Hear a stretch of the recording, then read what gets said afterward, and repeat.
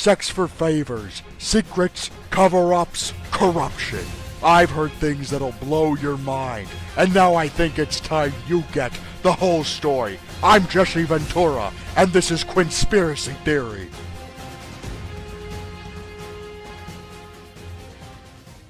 The video I was originally going to upload tonight is gone. I've scrapped it, it's deleted. I've decided to do something different because of this. What you're looking at is a copyright claim against a YouTube user by the name of Mundane Matt on a video called Hell Hath No Fury Like a Lover Scorned. That copyright claim was filed by Zoe Quinn, the person who is the subject of the video itself. Now, in the copyright claim, she had stated that he'd used a still image of her game Depression Quest, which she's a creator of, and that she had ownership over that, and that's why the video needed to be pulled down, because it was infringing on her intellectual property. But the truth is, it had nothing to do with that. The image Matt used in his video, and it was just one image. I want to show you his typical format. This is a typical video that Mundane Matt will put up. You have a still image in the background, you have a transparent barrier on the left-hand side with a title, and he talks over it. And that is exactly what Hell Hath No Fury was. It had a still image in the background, a transparent barrier, title, and he talked over it. Now, the image he used was a publicly available image. This game is out on Steam. You can see these images. They've been used in news articles, they've been posted on websites, they're publicly available through the company on Steam itself. So her copyright claim had nothing to do with him using her intellectual property. What it had to do with was suppressing information from getting out. And that's something that's been going on now for the last 3 days since this began. Sites like Reddit and NeoGAF and even 4chan on certain boards have suppressed this from being talked about because of the implications it has in the gaming industry. Now, what started all of this off was a WordPress blog called the Zoe Post. This was put up by a man named Aaron, who is Zoe Quinn's ex-boyfriend. In the entirety of the blog post, which is extraordinarily long, he goes through a laundry list of complaints as to why the relationship failed and why he's upset. Now, these all seem to be valid to me, things like lying and manipulation and infidelity. However, at face value, it's nothing more than that. Why would that be interesting? So is she taking videos down because she's embarrassed about it? No, she's taking them down because of the people she slept with, that she cheated on him with during their relationship, and who they are, and specifically what they can do for her as an entrepreneur. Gaming journalism has reached a low point over the last 5 years. It started with pieces that had nothing to do with gaming or game reviews, nothing to do with software or hardware, nothing to do with events or expos.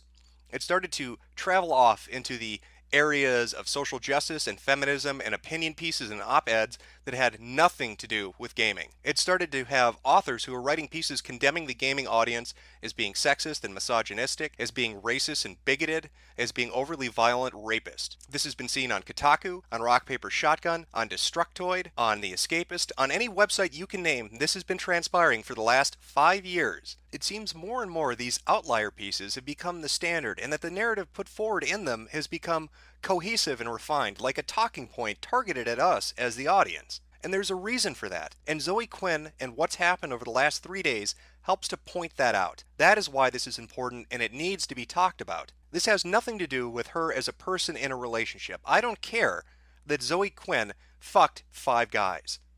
I don't care that Zoe Quinn cheats on people she's in a relationship with. That's on her. That's her own personal accountability. Her ethical and moral failures as an individual are for her and her partner to deal with. However, when the people she's having an affair with, when the people she's cheating on her boyfriend with, happen to be able to help her career through their actions related to the industry that she's in, then it becomes a piece of public discourse, and it becomes important because it helps to highlight a massive flaw in the Fifth Estate. Now, if you're like me, you've grown up watching mainstream media, television media, die a death. And it didn't just die this death because of the invention of the internet. It died because of its lack of ethical standards. I'd be surprising no one by telling them that Fox News and MSNBC and CNN and every other mainstream media source you can name is corrupt. We've seen this happen, and we've seen the result of their reporting afterwards. Backroom relationships, money changing hands, manipulation, illicit acts have slanted old media to the point where it's unreliable and no one trusts it. So when the Fifth Estate emerged, when we had internet journalism, we felt like we had something we could believe in. We were going to report to each other. We were going to be the honest people.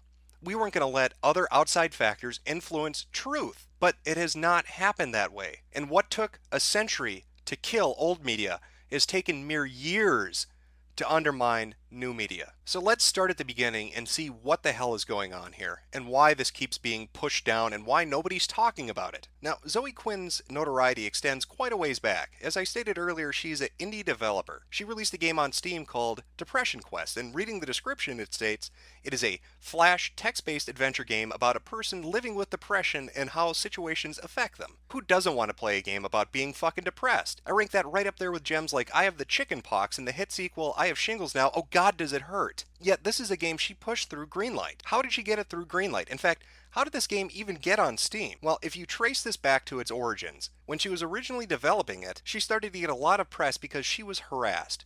She was the victim of a sexist campaign by evil denizens of a website called WizardChan. Now, WizardChan, for those of you who are unfamiliar with this website, is a image board dedicated to the movie Hocus Pocus. They are Disney fucking fanatics over at WizardChan. But apparently, they have an issue. They have a major issue with Zoe Quinn and her game. And she went to Twitter and she went to social media talking about how she's being persecuted and harassed, how people are calling her house and showing up in real life, how it's unnerving her and how terrible this is. And what do you know? The gaming journalists, gaming press jumped to her rescue. Sites like GamerRanks and Kotaku and Rock Paper Shotgun all talked about how brave she was. Even other people with notoriety in the gaming scene right now were sending her messages of encouragement, like Anita Sarkeesian and Dina from the Project Mighty No. 9. Another person who, might I add, fucked her way into a position at a company. Now that sounds all fucking well and good, except it's completely untrue. And I can prove to you that it's untrue with the link in the description. Go check that out. It's an Immigrant album, and it is a chronological explanation of why Zoe Quinn is full of shit and why this website WizardChan didn't target her. Now this is important because it helps to establish her character, and we're going to be getting into that in a minute. But what you really need to glean from this is that she was supported by the gaming press and by other certain indie developers and other notorious people like Anita Sarkeesian against these hordes of horrible trolls that apparently were trying to keep her down. Because obviously a video game about depression just is too much for a troll. Now if you fast forward a certain amount of time, the game finally gets through Greenlight, and it gets up on Steam despite numerous people saying they didn't like the game, they didn't think it belonged on Steam, the community voicing their opinion against it, different websites dedicated to video games saying that it shouldn't be on Steam, it doesn't make sense, that it's a non-game. A similar argument that's been raised for other indie developed titles that were supported by the gaming press, like Gone Home and others. Yet she got it through, and the game got up on Steam. And that is where our WordPress blog, the Zoe Post, comes into play. Because now we get to see from the perspective of somebody who knows her personally, namely Erin, and their relationship. Now the interesting thing about the Zoe Post blog is that it chronicles and has captures of interactions on social media. And we get to see what kind of person Zoe Quinn is. And we get to see how she's a liar and a manipulator, and how the people at WizardChan who put together that album that's linked in the description weren't really bullshitting you when they said she's fucking making it up. Now at the heart of the Zoe Post, aside from all the things that Erin wrote down about her, aside from her white lies and her omissions of truth, besides the deceitful behavior and manipulation, is the infidelity. And he names specifically 3 people in his post. He omits 2 names. Of course, due to technological wizardry of other people, those 2 names have been found. And so this is a list of 5 guys. And again, I'm not putting their names out there because I think it's wrong she cheated in a relationship. I'm putting those names out there to show you, or to start to show you, how corrupt gaming journalism and game development have become. These are the 5 guys. Now, to start with, on the very far right-hand side is Joshua Boggs. Now, he was her boss. She had sex with him while she was in a relationship with Erin. The interesting thing is, Joshua Boggs is married. So not only was she having sex with her employer, she was having sex with a man who's married. This didn't cause her a crisis of conscience, even though she's made statements in the past on social media saying how wrong it is to have affairs, how terrible it is to cheat on somebody when you're married. But again, as a liar, she says one thing and does another. Some other names that are listed there are Robin Arnott and Kyle Pulver, both indie game devs. You have Brandon McCartan, multi-award winning indie game dev prodigy for Fez and Aquaria. That's interesting on its own for some things that happened just yesterday, but I'll get to that in a minute. But really, the biggest fucking issue that we're looking at right now is the name in the middle. Nathan Grayson. Who is Nathan Grayson? And why is it important we talk about his and Zoe's relationship? Nathan Grayson is a video game journalist. Nathan Grayson is somebody who wrote for Rock Paper Shotgun and currently writes for Kotaku.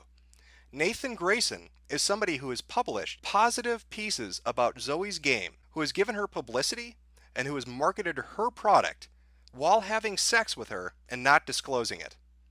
Now, there's a word for people when there's a professional conflict and they need to step back from what they do as a job because of conflicting things. It's called recusing oneself. Nathan Grayson not only did not recuse himself from writing the articles that fluffed up her product and promoted her, he went so far as to hide the fact that they had a relationship. Here you see an example of just 2 pieces he wrote this year, one on Rock Paper Shotgun and one on Kotaku, talking about her product and her specifically. This starts to show a pattern of behavior in game journalism. These people have no professional barrier which exists between their relationships.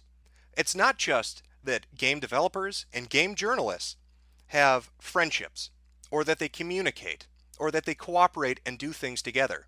They are having illicit sexual relationships which benefit one another. Nathan Grayson has benefited by being able to write an article that will get him clicks and thereby ad revenue. Zoe Quinn is able to get publicity and make money. It is a disgusting relationship, and it is the opposite of what journalism is meant to be. But it goes much deeper than that. It's not just that they have relationships where one hand washes the other. It's that they bolster up positive public publicity and also suppress negative publicity. What I'm going to show you now is a screen cap from a subreddit that was talking about Zoe Quinn. This was posted just a few days ago, and the subreddit, I believe, Tumblr in Action. This is mind-blowing, and it starts to show you just how fucking sick and twisted and corrupt game journalism is. So here's the post in question, and this is by Silly Slater. I'm going to read this verbatim, and I really want you to take in what she's saying, and then I'll focus on the really disgusting part of this. So, Silly Slater posts, "She fucking doxed me. Ruined a production for women, refused to contact us, and is currently taking money for a game jam with no start date, no location, and no judges. Okay, here is my story. We ran a group that literally said, any woman come up with an idea for a video game, we'll give you concept art so you can pitch your game, and we'll put all the pitches online. The internet will vote on the best one, and we'll make that game and give the profits to charity. If you get a lot of interest online and want to make the game on your own, you can leave the contest at any time. Literally everyone that was in the top 5 didn't have programming experience, so they couldn't make their own game." She was like, "Why do you expect women to work for free to make games?" We said, well, they get 8% of the money as royalties, and they just have to give an idea. Other people will make the game, and the profits go to charity. Doesn't matter, it's oppressive. She started a fucking Twitter storm, crashed our website, got my personal information doxxed, got us banned from Twitter. We email reporters what's up, and they're like, duh, if Zoe says it's oppressive, it must be true. Maybe you should give her money for Rebel Jam, which has no start date, location, or any other information, but totally isn't a scam. This happens at 3 other major publications. We literally said we'd pay her to consult on future projects, and we'd close down the contest if she would explain to us what exactly is offensive. No response. No response at all. Unless a reporter contacted her, and then she's the victim. All this information is fucking online. The pitches are online. We did everything we said, but no online journalist will publish the story. Please vote. Even if we don't raise enough money, if we show there's enough interest, we can get a winner a grant to make their game. I'm literally making no money on this contest. I just wanted to focus on something other than women being oppressed. I wanted to show that they made good games, and everyone said that's not what women in games want to talk about. So I don't even know where to start about what fucking disgusts me the most about this.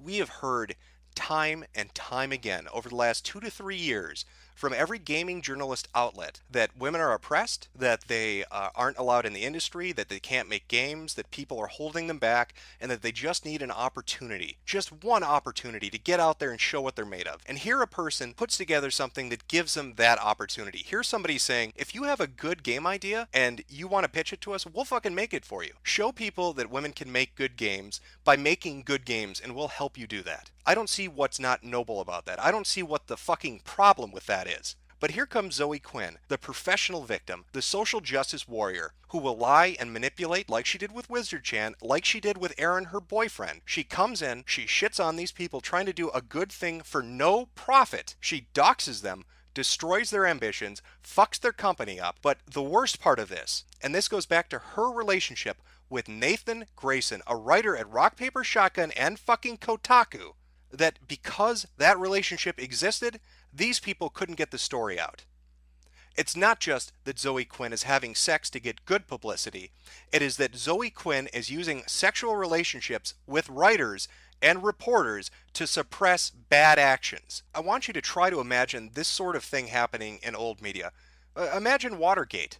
What if Nixon had driven down to the Post and taken Woodward and Bernstein aside and said, "Hey, if you don't post that whole scandal thing, I'll give you both a blowjob. How about a Hummer in the fucking printing room? Just don't publish anything." And yet it goes deeper. Remember how I mentioned Brandon McCartan? And also Robin Arnott. Take a look at this. Now, yesterday, Phil Fish, a indie game dev who made Fez, went on a fucking tirade on Twitter defending Zoe Quinn and saying that people who were targeting her were bastards and cowards and that you shouldn't attack a strong, brave, independent woman. Basically parroting all those fucking ideas that we've been reading in news articles that get swirled around their little social media circles. And he's saying this to all these people who are raising questions about journalistic integrity. But yet he's making that argument. And why is that interesting? Well, she fucked Brandon McCartan, and apparently he has a connection to Fez. And better yet, somebody comes forward and says that they were sexually harassed at a wedding. Sexually harassed at a wedding by Zoe Quinn. And Phil Fish goes on a tirade against him, basically making him back down. Saying, don't you fucking dare bring that up publicly. If you do, we're going to come after you. And the guy backs down.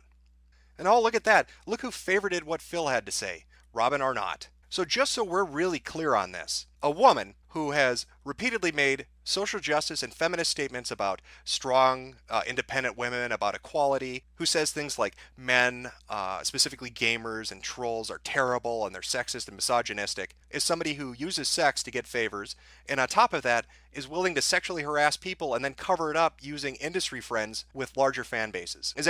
Do I have that right, Zoe? You not only fuck for publicity, you fuck to suppress stories, and then you also fuck people to make anybody who criticizes you go away. Well, I'm not afraid of Phil Fish, the fucking one-hit wonder indie game dev. Yeah, by the way, Phil, that's why you're not making Fez 2. It has jack shit to do with pressure or you not liking your fans. It has to do with the reality that you know you can't make another game. You are a one fucking hit wonder. And if you try to make another game, you're gonna fail.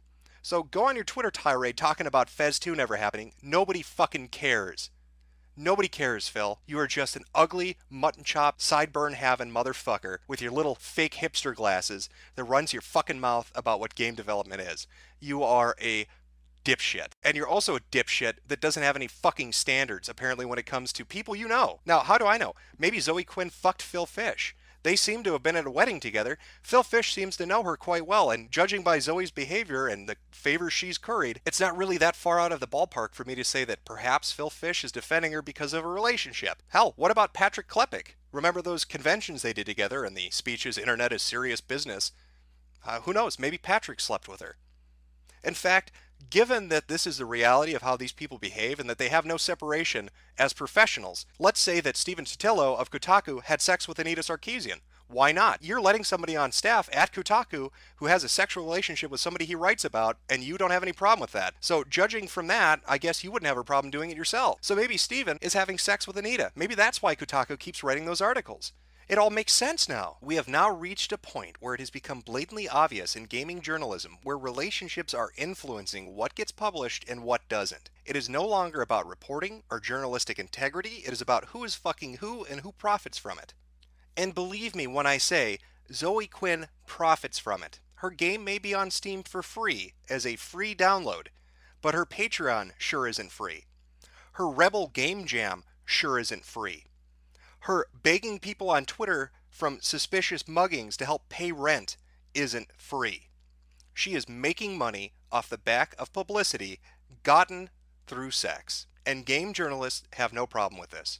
And of course, it's all the more hypocritical of them, given their stance on social justice, on feminism, on sexual equality, on gender equality, on sexual equality, on color equality, on all the buzzwords and hot topics they use to clickbait people into coming to their articles.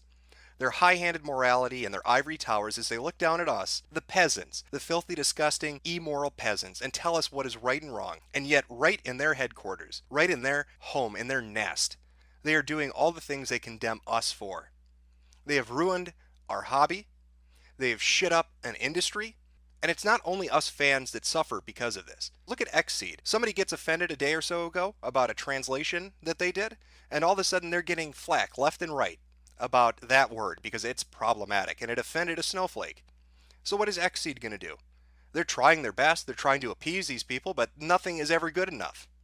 And it is perpetuated by these hypocritical cunts at gaming journalist sites that don't mean anything they print and they just do it for money. And Xseed is just one of the recent examples. I mean, here's another. Here's a journal entry that's up on DeviantArt called Save the Boob Plate. Now this is written by somebody who worked on a game. They worked on Divinity Original Sin. Look at that second paragraph. This journal entry is all about judgmental journalism, offended by design opinionators, and the fearsome white knights that the first two bring in their wake. And this person's talking about what it's like to try to create a game when you're bombarded by these assholes that are constantly shoving their fucking message down your throat. And what makes it all the more worse is that this person suffers not because these people actually believe in the shit they peddle, but because they make money off of it.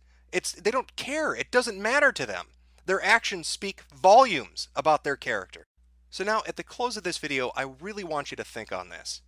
We've seen what happened to mainstream media, to old media, as corruption destroyed it. Now we have online media, new media, facing the same thing. We watch as the Fifth Estate burns in front of our eyes because of hypocrites and the corrupt. It is in our hands to call them out on it, to bring them to task for it. If we sit idly by, and we don't, we have lost. Appeasement does not work.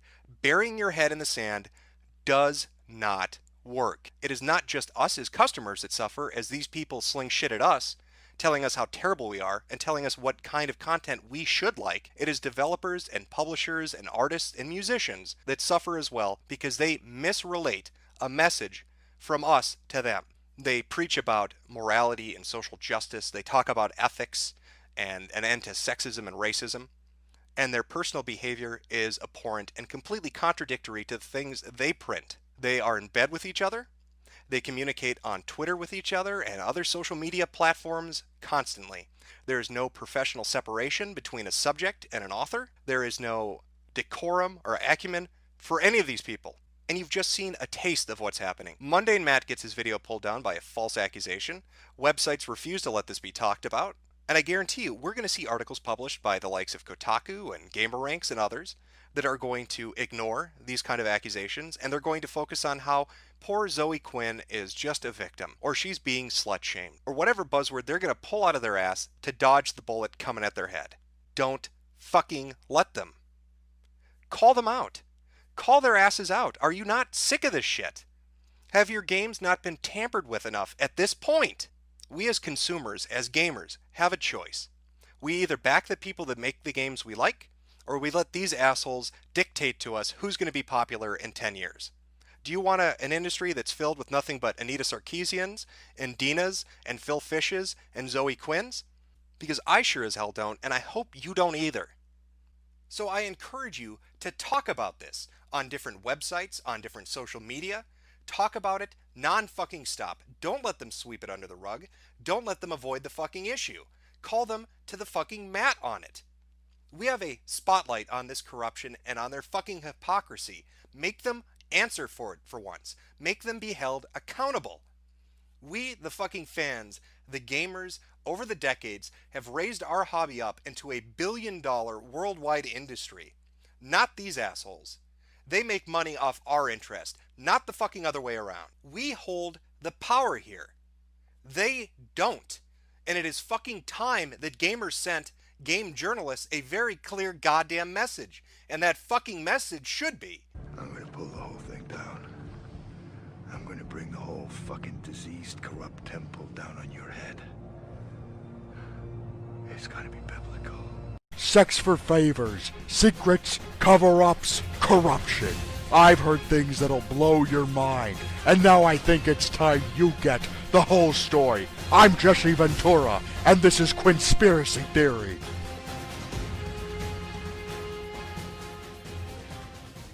If these past 7 days have taught us anything, it's that the Streisand effect is a very real thing. The harder you try to suppress information, to censor it and prohibit conversation relating to it, the further it's going to spread. In fact, you would have been better served had you ignored it or allowed people to speak their mind in the first place. Yet, for the past few days, we've seen multitudes of examples of suppression and trying to prohibit people from talking about this. We've seen biased narratives put forward on websites with headlines such as "The Anti-Feminist Internet Targets Depression Quest Game Creator Zoe Quinn," or "The Sexist Crusade to Destroy Game Developer Zoe Quinn." We've seen websites which are wholly dedicated to discussing gaming, to discussing the industry and all the events and information that surrounds it, having threads where private correspondences are mocked by the administrator, where dissenters are banned, and where conversation is closed after the groupthink is allowed. On Reddit, one of the larger subreddits which exist, R Gaming, had a thread with over 25,000 comments in it, thousands upon thousands of which were deleted outright by a moderator who had claimed to the user base that Zoe Quinn wasn't relevant, that the information wasn't important, that there's no conspiracy going on, that they just want to maintain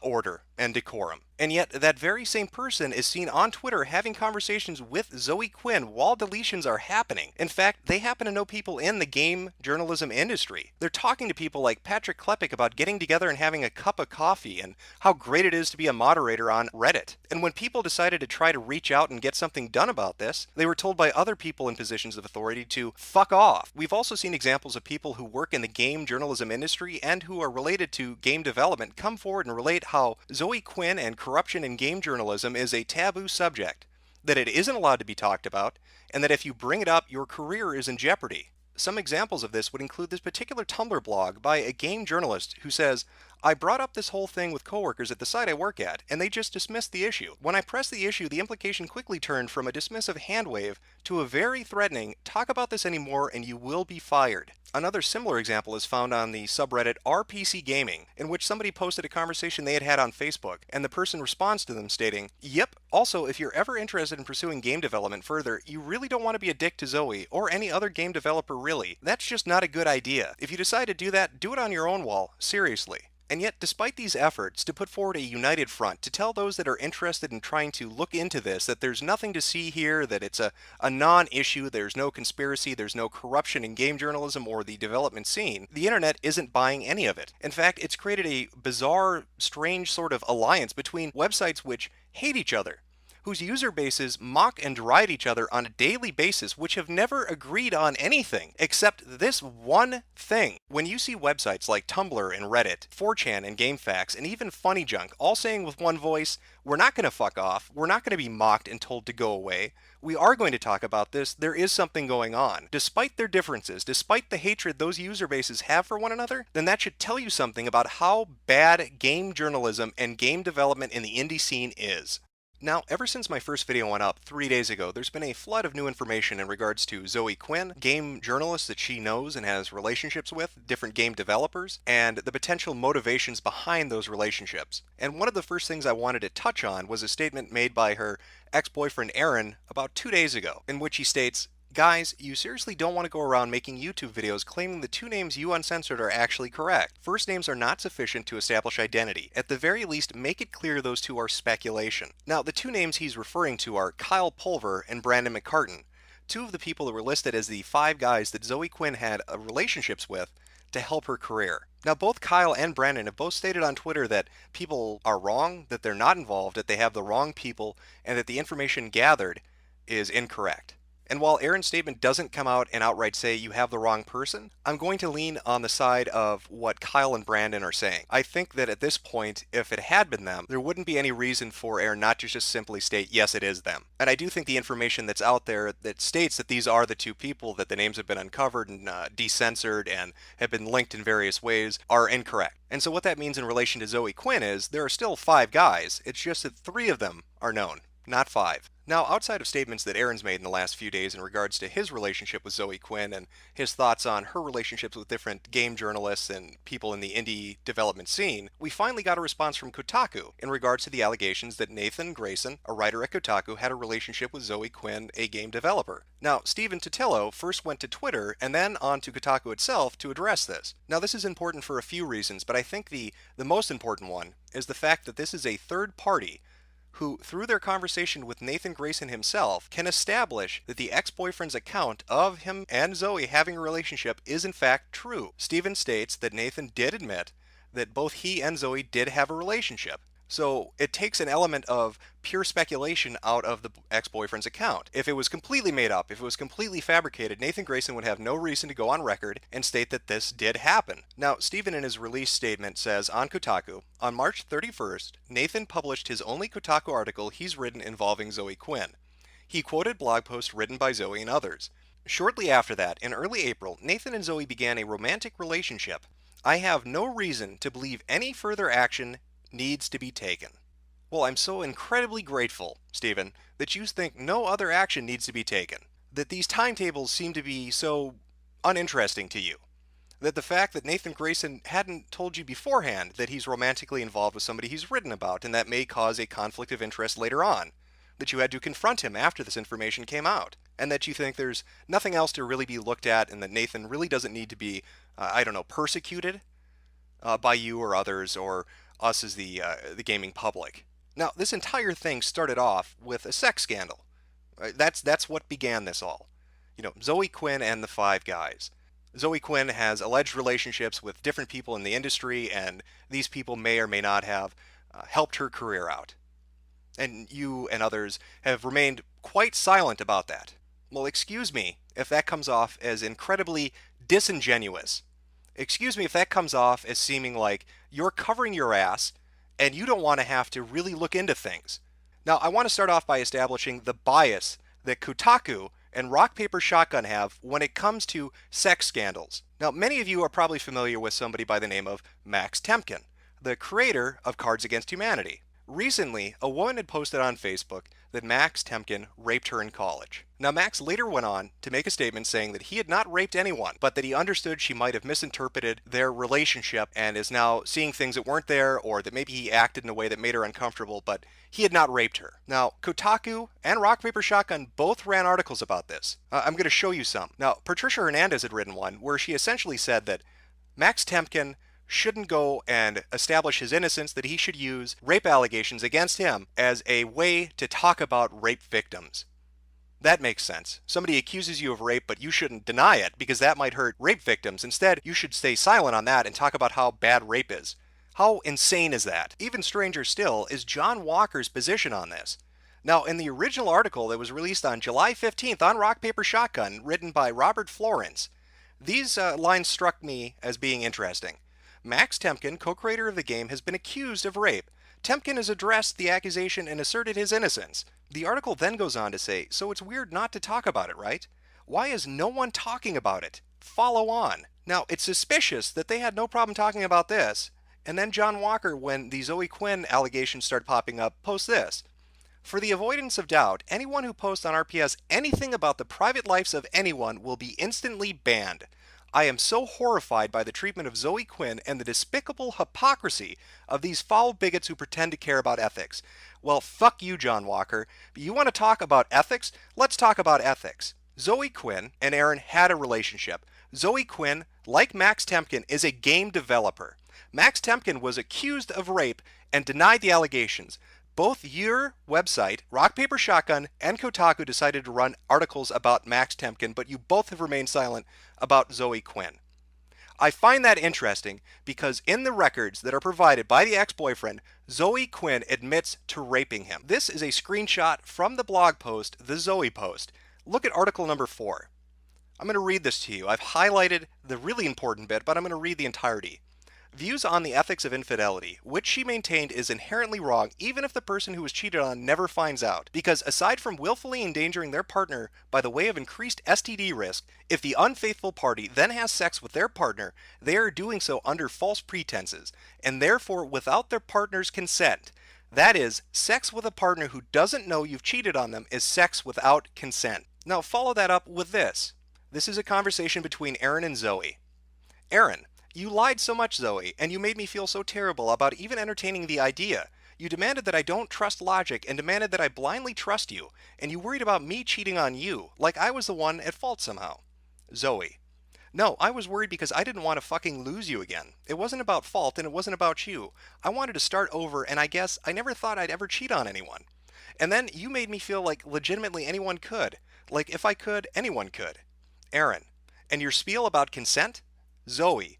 I still agree with that, and I fucked up. I hate myself for it. Aaron. And so you had sex with me without my consent.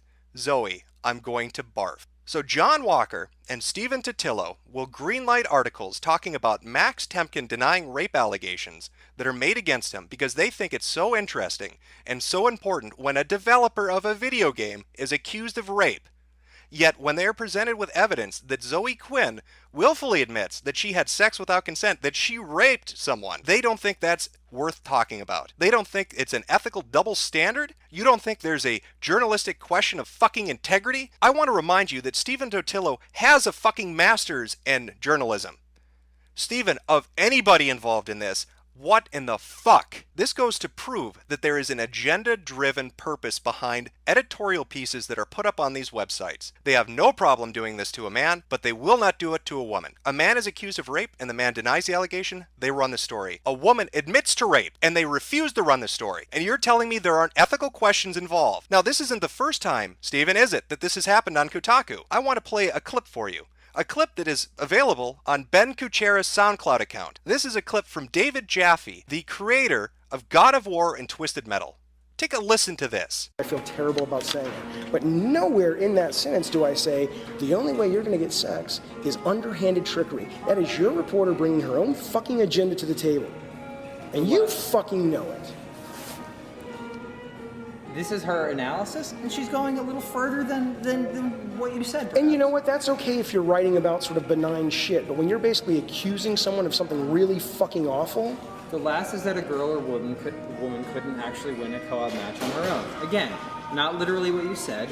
This is how she's interpreting what you said. And there are, she's not the only person to have come up with these things, David. And she's putting this in context. Crude vulgarity that puts men in positions of manipulating women for sexual gain is misogyny. Dude, okay. First of all, it's not misogyny. Misogyny is distrust or hatred of women. That is misogyny. That's what I'm saying. You don't get to just fucking make up your definition and say, where? Show me that. So manipulating women for sexual gain, you don't think might possibly be related to hatred of women? You don't think that or what the fuck are you people? Are you a fucking therapist? Yes, any action that you do, you could travel it down a certain psychosis or psychological path to get to some conclusion. Absolutely.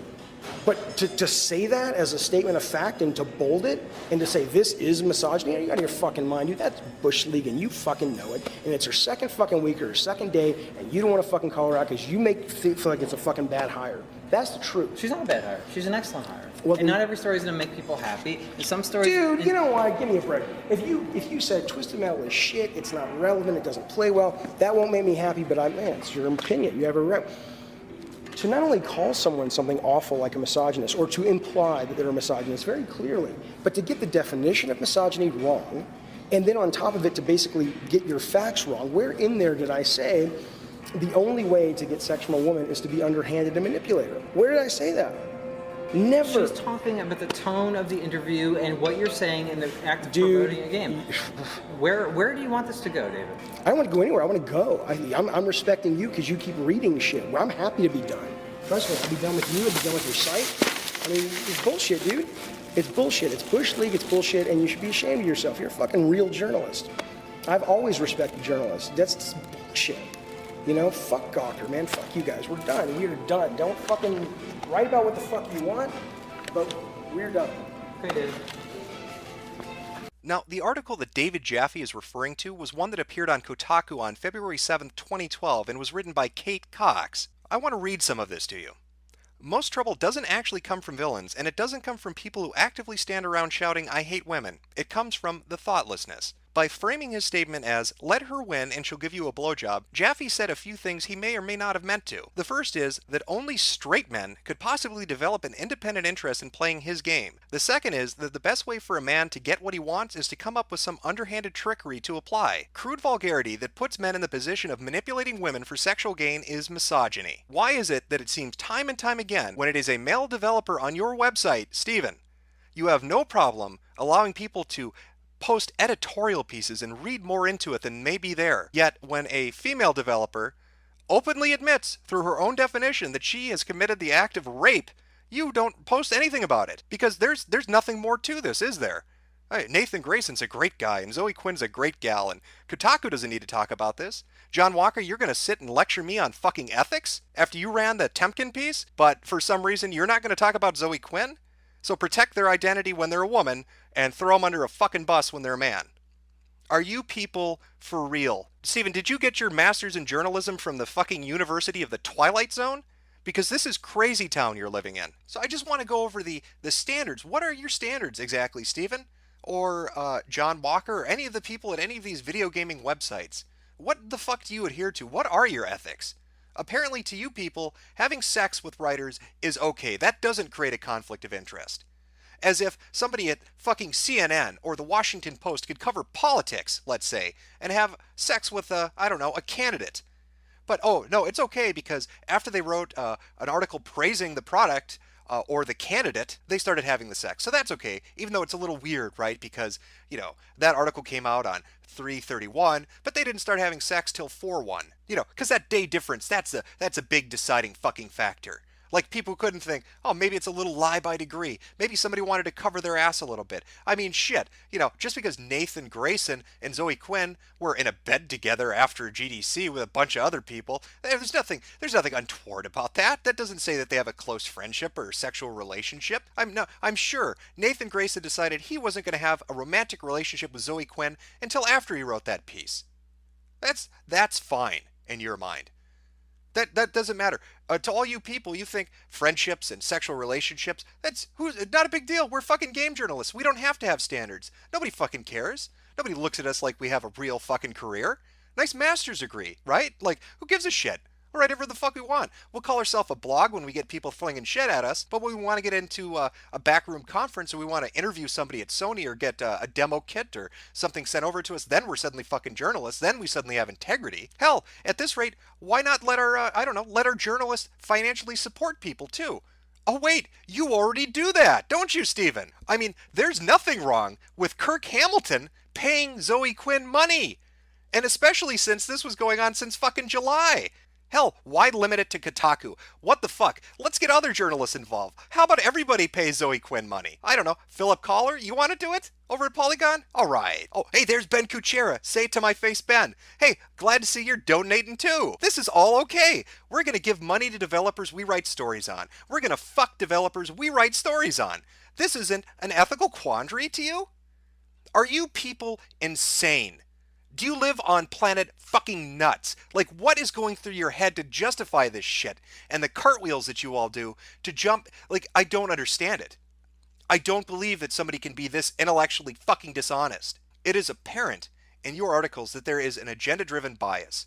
It is apparent that you people have a relationship with certain developers, and that when they're in the in-click, when you're all communicating on your social media together and exchanging phone numbers and having romantic liaisons and financially supporting each other, that you will protect them at any cost. Even if that means disregarding people coming to you with a news tip saying that particular person that you're friends with, you're fucking, and you're financially supporting may be doing something illicit or underhanded. Right? I mean, that is the argument I seem to be getting from your fucking camp. And all these other websites that are saying this is a non-issue. NeoGAF, it's a non-issue? To you, this is all okay, NeoGAF. This is all okay. Financial, sexual, doesn't matter. Game journalists are a fucking joke, right? Who cares? Let it be corrupt. What do we care? It's just video games. Aren't you upset about Ferguson? Why aren't you paying attention to Ferguson? That seems to be the big dodge right now. Anything to not look behind the fucking curtain, huh? At this point, it's fairly certain that none of you really care about keeping your house in order. I mean, is there anybody out there that might care about that? Well, I mean, maybe this guy. Maybe Maddie Lessem would care. I mean, he was one of the focal pieces of that article that Nathan Grayson did write about on March 31st of 2014, the indie game reality TV show that went to hell. You know, the one that sourced Zoe Quinn and Robin Arnott? Two people who, by the way, had a relationship as well. But not like that matters. I mean, sure, Robin Arnott was on the chair of the Indie Arcade Selection Committee, from what I understand. And Zoe Quinn does proudly display that she is the winner of that on her Steam page, on her product page, but I'm sure nothing's going on there. It's not like these people have pre-existing relationships. I mean, what exactly did happen to Maddie? Oh, that's right. He got fired. His career got fucked over. You know, all those articles talking about him, all the buzz about how he fucking sunk that show and how he was accused of all these terrible things. So he got fired for that. I mean, we have all these articles. There was a one on Indie Stock, how the most expensive game jam in history crashed and burned in a single day, from Jared Rosen. Again, March 31st, 2014. It's interesting, some of the things he says in that article, huh? Under the section Day Zero, where he talks about how Zoe Quinn and Robin Arnott described the incidents of Day Zero because he wasn't actually there. What is clear, however, is that the pair fought a fairly bitter battle over their contracts. And of course, later on he goes to say, and Zoe pulled me aside with Baby and Tom as she demanded Maddie's head on a stick. There's nothing untoward here. I mean, it's not like you could do a whois domain check and find out that Zoe set up rebelgamejam.com on the very date these articles ran, and that on this website for this game jam that has not happened and no information has been posted about, it states that Rebel Jam is currently being headed by Zoe Quinn, and that if you want to help out, please donate here. And where is here exactly? Well, it would be this particular PayPal account, the Quinnspiracy. And whose PayPal account is that? I mean, is that the game jam? I mean, it's headed by Zoe, but obviously this must be a group endeavor, so whose PayPal is that? Oh, that would be Zoe's PayPal, the same PayPal she links to from beesgo.biz, right there at the tip me portion. That's weird, isn't it? That somebody would have a game jam donating directly into their normal PayPal account where they take tips. How do you separate that money? How do you keep track of it? One could almost argue, looking at this, that Zoe is taking money for something that's never going to happen into her personal account and spending it, and not putting up any information to update anything on. So I wonder what Maddie would think of all this. I mean, from his perspective, he's looking at a person who wrote an article about him, Nathan Grayson, who's confirmed to have a relationship, at some point, a romantic or sexual relationship with the person he sourced in a story, Zoe Quinn. The other source in that very same story, Robin Arnott, also is alleged to have a sexual relationship with Zoe Quinn. On the very day these articles ran, talking about how badly he fucked up this game jam, Zoe Quinn establishes her own game jam with a PayPal that directly links into her own private account, where she takes money and doesn't post updates. That would look rather fucking suspicious, like perhaps there's collusion going on. Perhaps there are pre-existing relationships which are altering the truth of the event. Perhaps maybe some of the key players intentionally fucked up a $400,000 game jam for this sole outcome. Who knows? I mean, hell, he could think up a lot of things, like the phone number to his lawyer, and a good court to drag Gawker's ass into, since they're the parent company of Kotaku, who all these people are associated with in some weird, vague way. All these different journalists and developers, and they all seem to have these relationships, and don't mind putting out bad press about certain individuals, and apparently profiting from it. That would be my guess as to what Maddie would think in this particular situation. It's now been 7 days since the Zoe Post blog first went up online. In the time since then, numerous new allegations along with pieces of evidence have come forward showing different kinds of relationships that have existed between the gaming press and different developers. These relationships have run the gamut from close friendships to sexual and/or romantic relationships to even financial support. There have been allegations that have been mounting that there's favoritism shown and that there's bias in the coverage. And yet, throughout it all, the gaming press refuses to address any of it, instead insisting to call the people that are interested in finding out the truth misogynistic or sexist or nutcases and idiots. If you want to demean those people that are looking at you right now with a critical lens, go right on ahead. But you are not going to be able to keep ignoring the mounting evidence that there is something seriously corrupt in your particular industry. If you want to wear the moniker of journalist, you'd better start fucking acting like a journalist. It's well and high and mighty to say that you have ethics and standards, but if you don't put those into practice and actually walk the fucking talk, they mean zero. And with every single blog post that you write saying you won't negotiate with terrorists, as if labeling us like that is somehow going to make us go away, you just prove that you don't know what you're up against. So let me remind you. What are you? I'm Gotham's reckoning. Here to end the borrowed time you've all been living on. Pure evil. I'm necessary evil. No.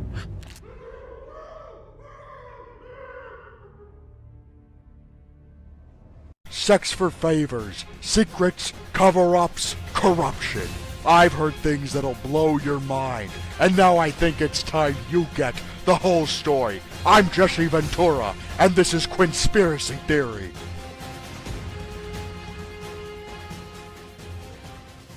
It has now been 2 weeks since the Zoe Post blog first went up online, and in the span of 14 days, a lot of things have happened. One of the most striking of which would be the pushback on the part of gamers. It is a pushback against a corrupt gaming press, and believe me when I say they are corrupt, that is exactly what they are. When this first started coming to light, they originally tried silence. They simply sought to ignore it, and hoped that it went away. But it didn't. When that failed, they moved on to censorship which we can show, which evidence exists of, and yet that did not work. It just spread it even further, thanks to the Streisand effect. When censorship failed, they moved on to what they're doing now, which is mockery and attacking. And it will fail just like the past 2 attempts did. What they are not taking into account is people have had enough. And a prime example of that is the fact that we're even still talking about this. That we are on day 14 with a fucking hashtag Gamergate. That we are on day 14 with people in the movie industry, the television industry, the fucking music industry commenting on this. We are on day 14 where websites have some of the largest threads in their fucking history dedicated to this very thing. It is not going away, it is not diminishing, and it is not dying. And that speaks volumes to what is happening, because the internet is a place where things happen in quick succession. You are lucky if you can keep the internet's attention for a day, let alone 2 entire weeks. And yet, still, the gaming media, the gaming press, these supposed so-called journalists, are trying to act as if there's nothing here, that there's no corruption, that nothing needs to be addressed, or that anything that has been addressed as a result of the sustained pressure is not a big deal.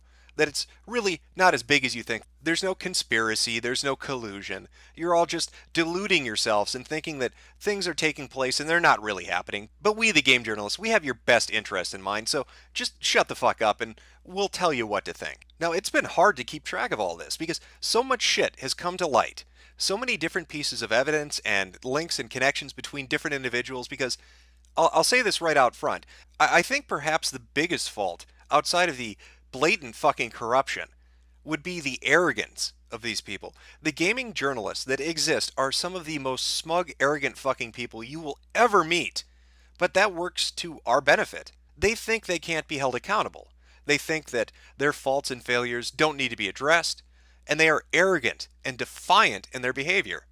And because of that, they have dragged their asses across social media to such an extent that massive amounts of connections and evidence just sits there. Now, because of the scope of things that have taken place, I want to scale it back. I want to ask a simple question. Before all of this happened, who would you have listed if I'd said, name me a reputable game journalist or a website that you trust?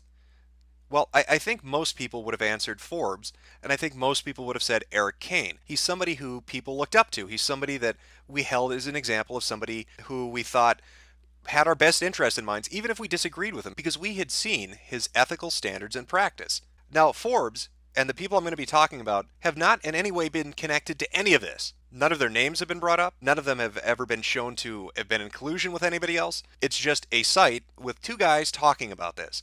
But I think it speaks to an issue of the disconnect between them and us, between the gaming media and the actual consumer. Now, the first article we're going to look at is by Paul Tassi. It's called The Truth About Video Game Journalism, and it was published on August 22nd, so roughly a week from when the blog post first went up. Now, in his article, he mentions that there's a scandal going on, but he's not going to mention anybody by name. He then further goes on to explain that this isn't really an issue, that games journalism is fairly mundane, that they're not going to jump on a dog pile to slander an innocent woman, and that he feels uncomfortable calling himself a gamer now because of the toxic mentality of these people, of gamers that are curious about this, that want this to be addressed, because the bias is on our part and not the gaming press's part. It's our fault, not theirs. And while this article tries to come off as neutral and objective, it's quite clear it's not.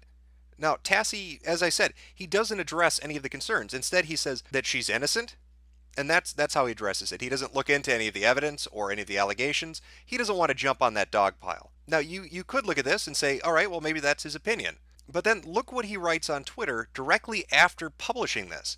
This is from August 23rd, from Paul Tassi on his Twitter account. All this, but doesn't this raise questions talk, reminds me of people being mad at the media for failing to prove Obama is a Muslim. If I had to guess, I'd say there's some overlap in those crowds. Now, that's ironic coming from Paul Tassi because in his article he states, ideally, we'd like to do so without being insulted.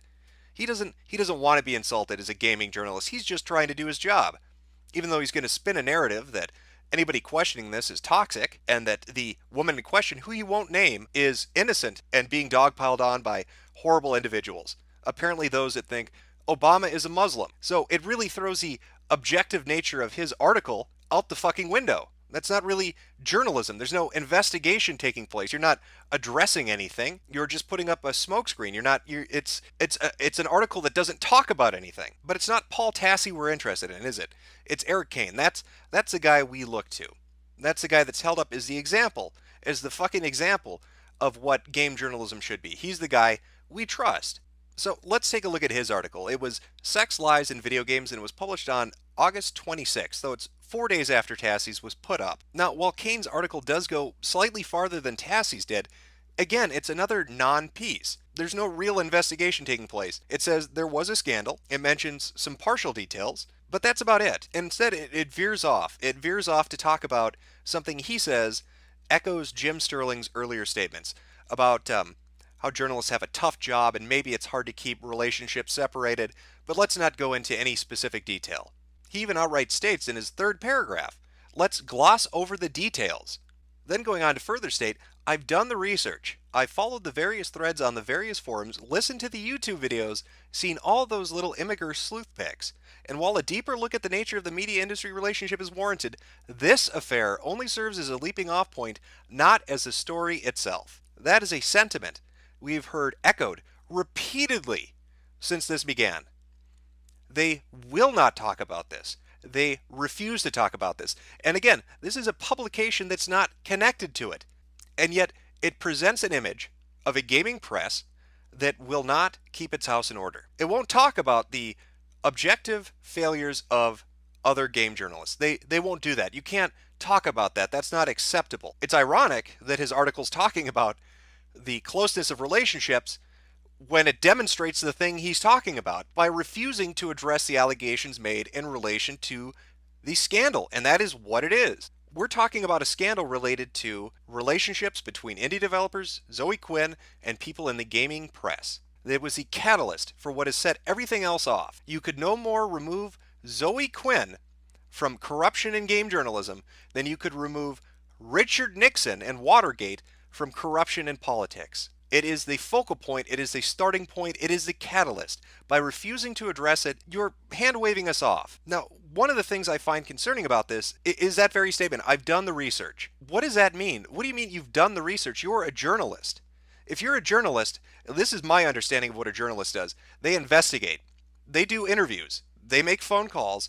They look into possible connections, financially or otherwise. They actually get out and do the legwork. Watching YouTube videos and reading forum threads is not journalism. That's what bloggers do. That's what I do. That's what everybody on the fucking internet does. Journalists take it a step further by investigating and looking into the allegations, possible statements or connections. They do the legwork. So I find it disconcerting that that's your research and that then you go off and to talk about these vague things without addressing the specifics. Again, just like Tassi did. Now, later on in the article, you state, under this whole social justice warrior thing is a mess, just a complete mess. A fairly substantial set of gamers is absolutely obsessed with the so-called SJW, the White Knights of Games Media. And you talk about how you don't really understand that. You don't understand what an SJW is, and you're questioning, are you one? Because you believe in ideas of equality. Now, I find this supremely fucking funny because of something Eric Kane posted on his Twitter. This is from August 28th. I'm saying Divinity Original Sin is best game of the summer. What's yours? Putting aside the differences we may have in what a journalist does in regards to actual research before they publish an article, you stated, I've looked at the pics, I've followed the links, I've watched the videos. Yeah, and you don't understand the whole SJW thing. Then you go on Twitter.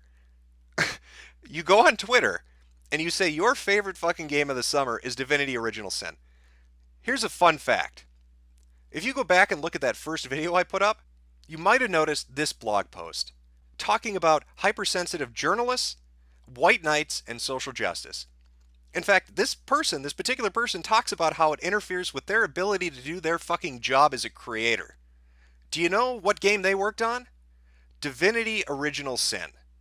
Your favorite game of the summer. You don't understand social justice warriors. You don't understand how this entire thing that's been going on for 2 weeks is important, and you want to hand wave it off, but you've done the research, you've looked at the videos, and yet the videos, mine and others, cite this as a fucking source, and then you go onto Twitter and talk about this very game when somebody who helped create it is telling you these people are fucking with their career. But that's not newsworthy. Now, if you had done the legwork, if you had contacted them and maybe set up an interview, you'd have a better fucking idea for what people are talking about when they say agenda pushing, when they talk about social justice warriors, and when they talk about the impact that has on not only the consumer, but the developer of games. It is just frustratingly disappointing that the people who are perceived to be the better of game journalism fall into the same fucking pitfalls of refusing to look into things when people bring them up and circling the fucking wagons, because you don't want to fling shit at your other fellow professionals, do you?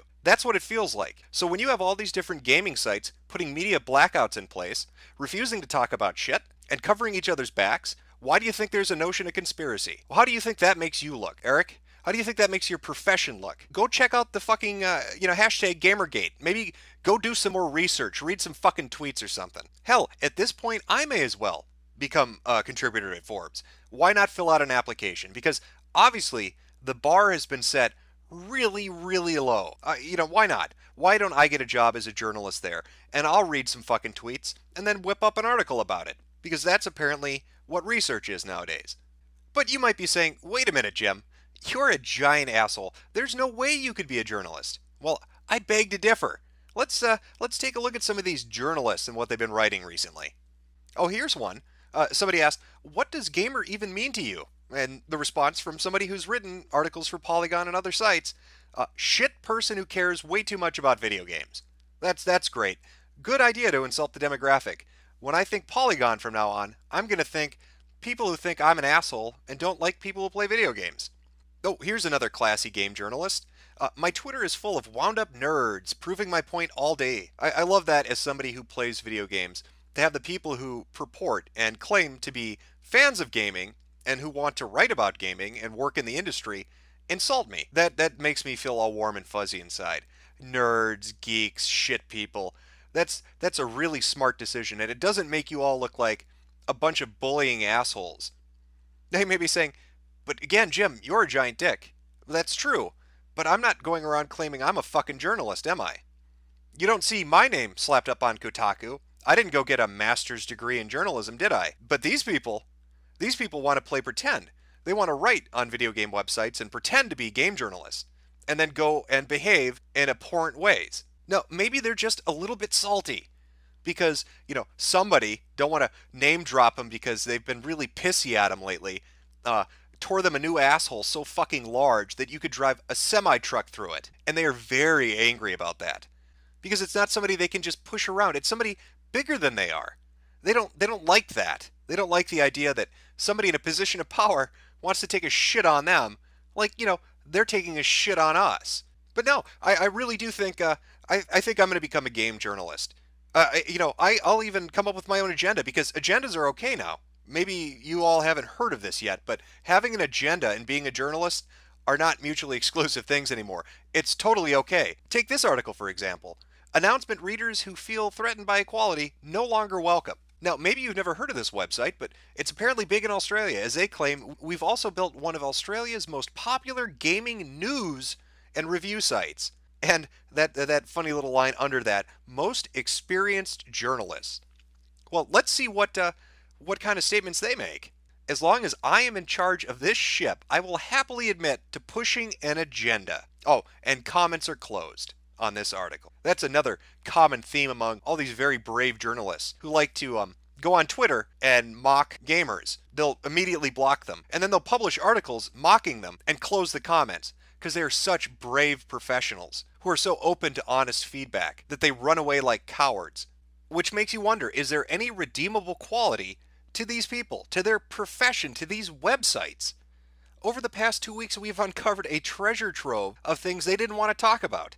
And throughout the course of it all, they kept telling us there's nothing to discuss, there's nothing to address. Take Polygon, for instance. Here's a statement they released this past week about Patreon support. Patreon, again, is a service that's like a monthly stipend. You're not creating a product, you're just getting paid to exist. That's what Patreon is. Think of it like the Kickstarter for people, except they never start anything. They just sort of lazily lay about because you're fucking paying the rent. Why would they get off their ass? So here's Polygon saying that they see no issue with their reporters financially supporting people. So think the likes of Kohler or Kuchera, that's okay. We can't see any foreseeable bias that might emerge from you investing in people in an industry you report on. This is like black magic to them. They don't get it. It's hoodoo. It's all mystical and shit. But then again, this is Polygon we're talking about. It's not like they have ethics in the first place. I mean, after all, these are the people that allowed somebody to review a game who had a relationship with the developer. That's a real class act, Polygon. You're really lighting the fucking way to the future of journalism with your ethics and behavior these past 2 weeks. Now, Polygon wasn't the only one to release a statement. Kotaku did as well. Editor-in-chief Stephen Totilo released a statement about Patreon as well.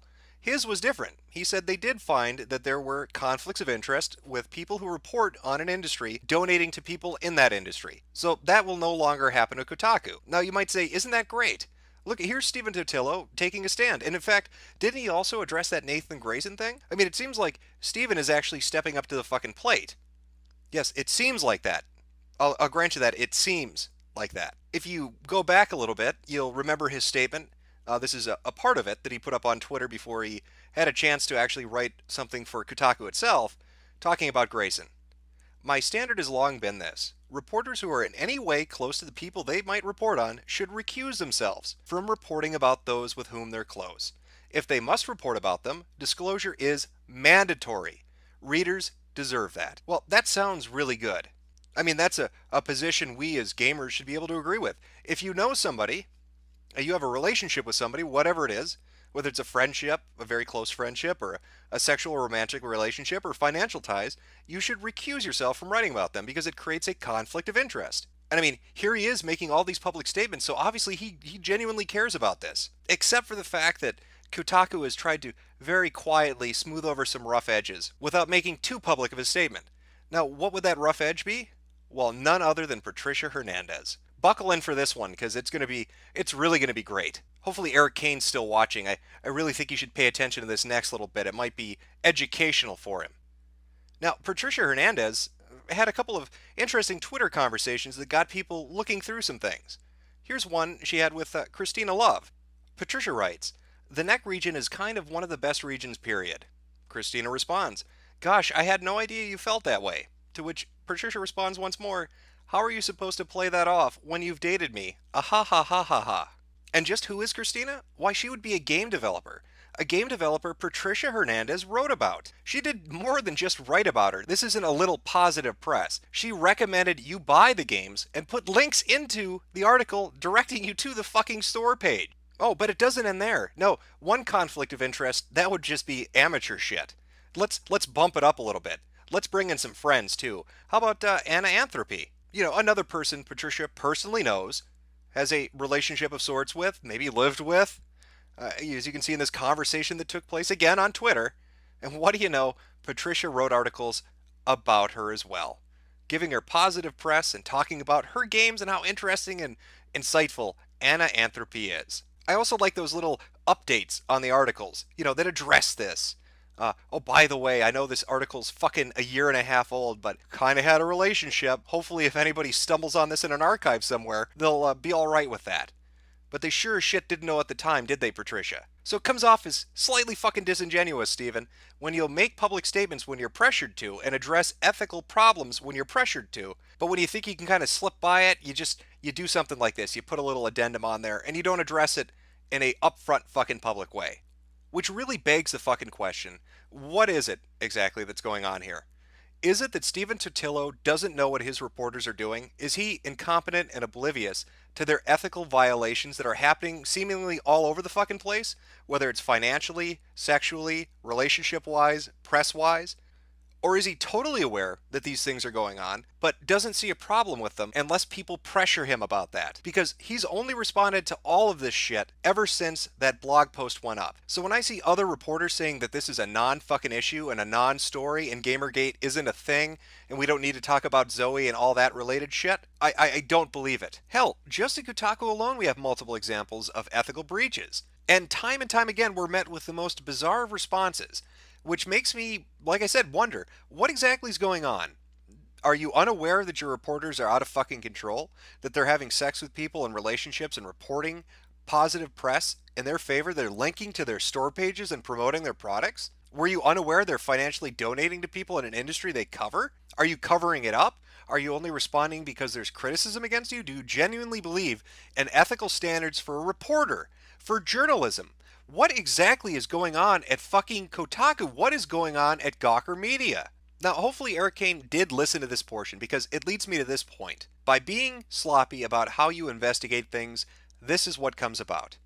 And believe me, Steven has been led down this road. Here's a statement from him 2 years ago in the comments of a Week in Kotaku article. This is regarding Robert Florence and corruption in gaming.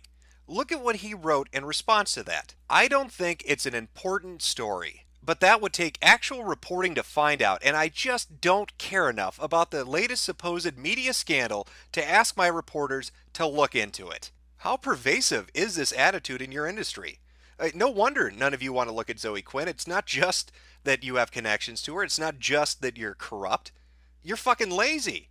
You don't want to be bothered to do the work. That requires effort, and who wants to do effort? You're just glorified bloggers. And apparently, people in the industry see right through you. They know exactly what you're up to. They know exactly how you operate. And they're just not going to be bothered with your bullshit.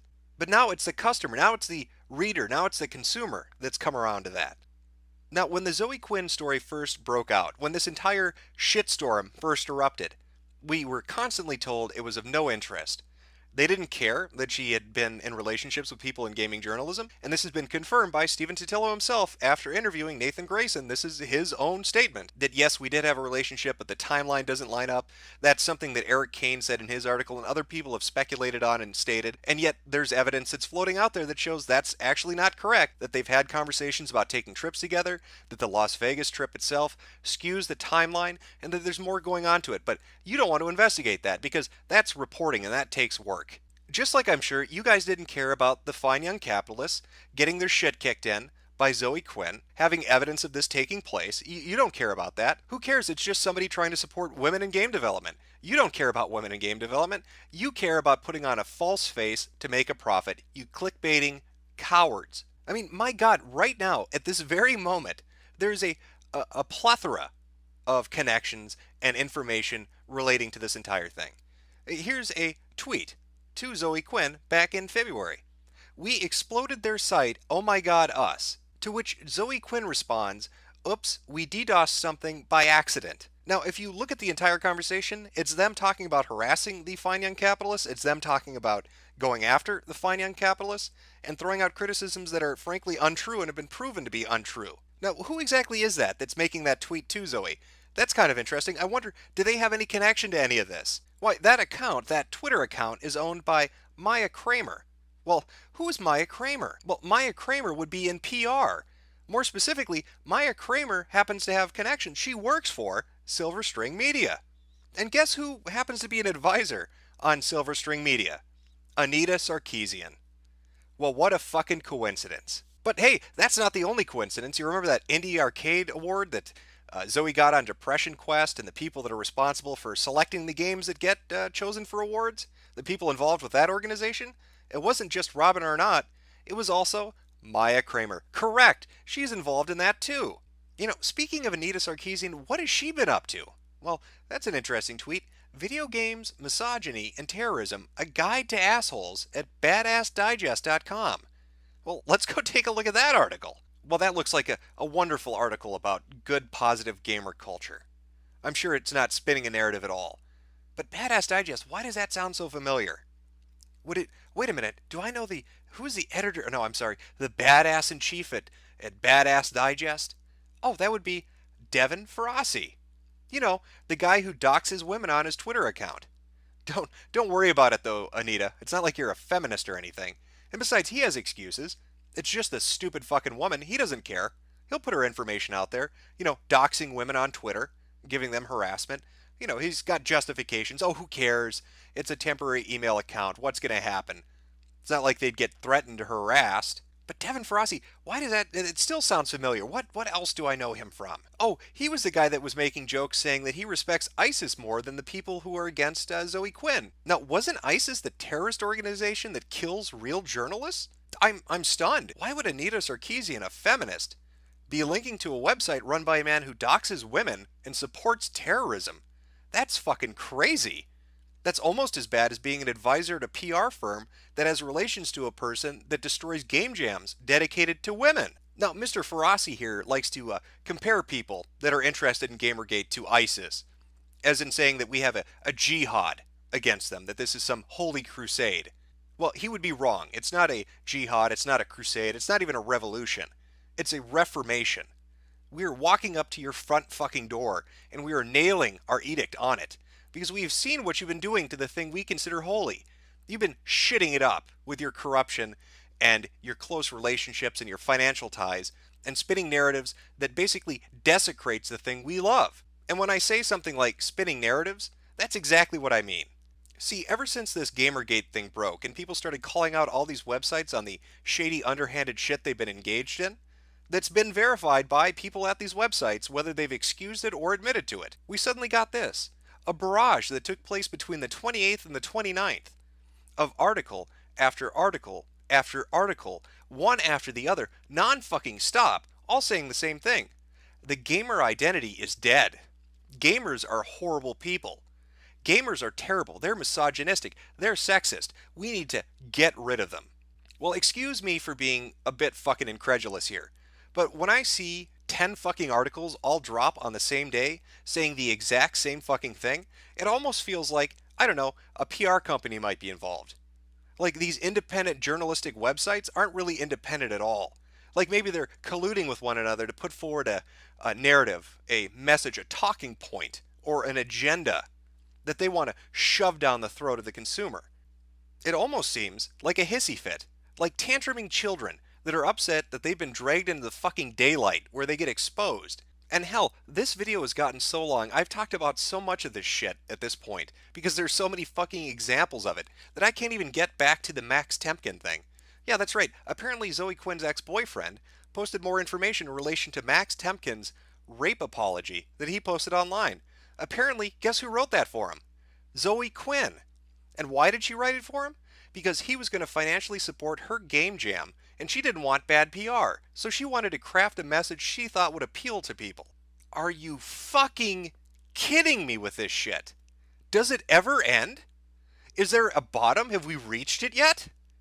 I can't tell anymore. I want to drop a fucking nickel and listen to how long it takes before it starts bouncing off something. For the past 2 weeks now, we've been repeatedly told that this is a non-story and that nobody's interested, and yet all the information we have says otherwise. Site after site has repeatedly talked about it. Some of the biggest threads that have ever appeared on forums are about this very thing. Websites that are repositories for information have been accessed hundreds of thousands of times. Google searches 500,000 fucking times. It gets bigger and bigger by the day. If you think attacking us and trying to spin this on us is going to work, you are sadly mistaken. And I think perhaps the craziest thing about this all is that somebody needs to get a hold of Jeff Keighley and tell him to say thank you to Kotaku and Polygon and Rock Paper Shotgun and all of the others, because they've made him look good. Guess whose name hasn't been connected to any of this shit? Jeff Keighley. Guess what website hasn't been connected to any of this shit? IGN. He may be the fucking Dorito Pope, but at least he's clean in my eyes. Because after all, popes are celibate. And that's how I know he, sure as shit, ain't one of the 5 guys. Sex for favors, secrets, cover-ups, corruption. I've heard things that'll blow your mind. Who cut the power off? Wait, what do you mean we've been cancelled? I'll have you know I was the governor of Minnesota. We're being replaced by who? Oh, look at me. I'm Jesse Ventura. My show got canceled. We all know whose government you're working for, Jesse. It's time the real truth came out. By the power of water filters, I will destroy corruption. No more sex for secrets. No more cover-ups. It's time for Gamergate.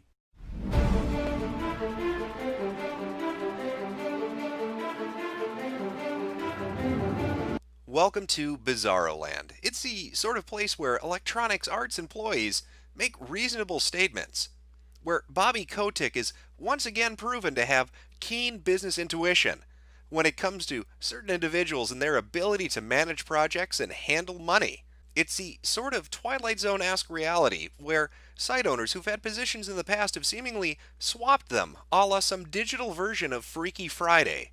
Why, even Hot Pockets has responded, saying that the janitorial staff from 4chan is doing an excellent job. In fact, they deserve a reward, and what better reward than the hot, creamy goodness of a nuked Hot Pocket burning and scalding your throat as it explodes in your stomach. It has been a wild ride. It's been a month now since the last video I put up talking about Gamergate and the issues that were popping up, and by God, a lot of shit has happened since then, and I want to try to condense it down and give you a sort of chronological retelling of some of the key events that have played out over the last 4 weeks. To do that, I'm going to have to breeze through some of these, but I'll provide plenty of links in the description. So if you want to go and check this out yourself, the links will be listed to different articles and screen caps, so you can go check it out and see what you think. So with that out of the way, let's jump back to September 1st and see what's happened over the last month. Well, the first week of September was just chock full of interesting events. In fact, news came from PAX about Zoe Quinn's panel. Literally, tens of people showed up for it. As you can see from this non-packed picture of all those not existing people sitting in those empty chairs. In fact, I heard one of the staff members at this event had told people to be careful with their pocket change in case they accidentally drop something, and the reverberations of it created an echo so loud it was like a sound cone that would deafen people walking by the building. Luckily for Quinn, of course, DashCon members happened to be in attendance, and they had the solution that she needed. And it didn't even cost her $17,000. What a lucky day for Zoe Quinn. Now, right on the heels of that, we had 2 articles drop. One pro-Gamergate, one anti-Gamergate. And we're going to look at the anti one first. That was from Jen Frank for The Guardian. Now, Jen ran into a little bit of trouble. You know, apparently when you write an article and you have financial ties to the people you're talking about, that's kind of an issue in real journalism, and Jen apparently walked away from being a journalist for a little while in relation to this, because there was money coming from Quinn to her, and from her going to Maya Kramer, who had a relationship with Zoe Quinn as well. It did not look too good for Jen Frank, and people were a little pissed off, to put it lightly. Image macros were circulating, people were talking to The Guardian. Now, Frank had released a statement essentially saying that she had wanted to put a disclaimer in there, but The Guardian told her, no, don't do that. A little incredulous about that, but doesn't really matter because we had a new challenger approach. Milo Papadopoulos, famous television actor from Webster, and also body double for Phoenix Wright. Now, he began to tweet out at the very beginning of September that he was going to start to cover Gamergate. He was going to look into some things. And his first article really caught people's attention because he wasn't tepid or timid in how he handled the subject. In fact, he wasn't afraid of these corrupt journalists or their little buddies in the indie game development scene. His article, Feminist Bullies Tearing the Video Game Industry Apart,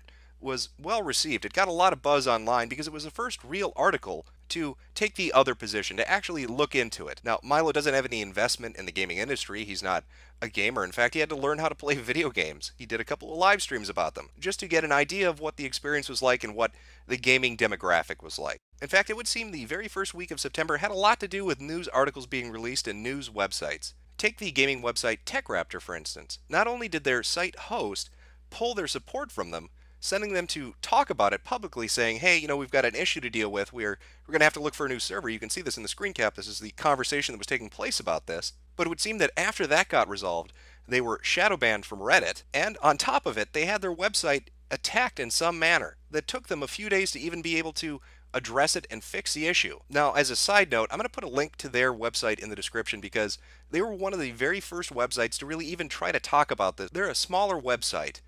And they tried to go to bat for gamers. They tried to talk about the issue because everybody else was being quiet about it. Nobody wanted to cover the issue. And as a response, they got harassed. They had their site taken down. They got banned from websites where they could promote or talk about their work. And that's unfair. It's unfair to the little guy trying to make a name for themselves in the industry. So if you're interested in gaming news, check it out. Give them a look. I'll also have Games Nosh down there as well because they were another site that really tried to at least talk about it. Both those sites really stick out in my mind from the very beginning of all these things that have happened until this point today. Of course, not wanting to look like less of a prick than their gaming journalist peers, GamerRanks decided to fire a few shots off at the fine young capitalists, saying that they don't have an excuse to be safe from scrutiny. And their hit piece, GamerRanks went after them and picked apart at what the fine young capitalists were about, and they were very brave too by closing the comment section down so they didn't have to hear any feedback. Now, that doesn't surprise me considering this is a website associated with Ian Miles Chong, former white supremacist. In fact, he might be the only Asian white supremacist I've ever heard of. That is one hell of an accomplishment, Ian. You can see from the screen cap that floated around shortly after this that Ian has one hell of a history and some very unique viewpoints. Now, he's gone onto Twitter afterwards to say he's a changed individual. Now, instead of being a white supremacist, he's just an asshole in general, using social justice to beat up on people he doesn't like. It seems like a brand new leaf. He's really turned it around. Give him a golf clap if you can. Now, for those of you not familiar with who Ian Miles Chong is, he is a self-described turbo-feminist. He was also working at the site and defending it during the KSI incident where he had gone up to people at a convention and motorboated a few chicks. Ian had gone to Twitter to say how terrible this was and had articles on GamerRank saying how horrible this was, until the very woman that was motorboated by KSI in that video went on Twitter herself and told Miles he needs to get fucking laid and stop putting his nose in other people's business. Apparently that advice did not stick. And closing out that first week of September, we had a bit of a bombshell drop, especially in relation to what was going on at Reddit. If you recall, a lot of people were getting comments deleted, especially in that Total Biscuit thread that had upwards of, I think, 25 to 30,000 comments, and tens of thousands of those comments were deleted. Threads were being taken down at a majority of subreddits. People were getting shadow banned, and even more recently, we were just talking about TechRaptor having their account shadow banned. Well, this was a leaked interview between a moderator or former moderator at Reddit that helped to highlight some of the issues that are going on with the administration of the website. And it covered a lot of things, talking about hidden code, bannable word lists, allowing certain people to be doxxed because the administration didn't like them, people being threatened with being labeled a pedophile for trying to provide security for users on the website, as well as their attitude about shadow banning and deleting topics.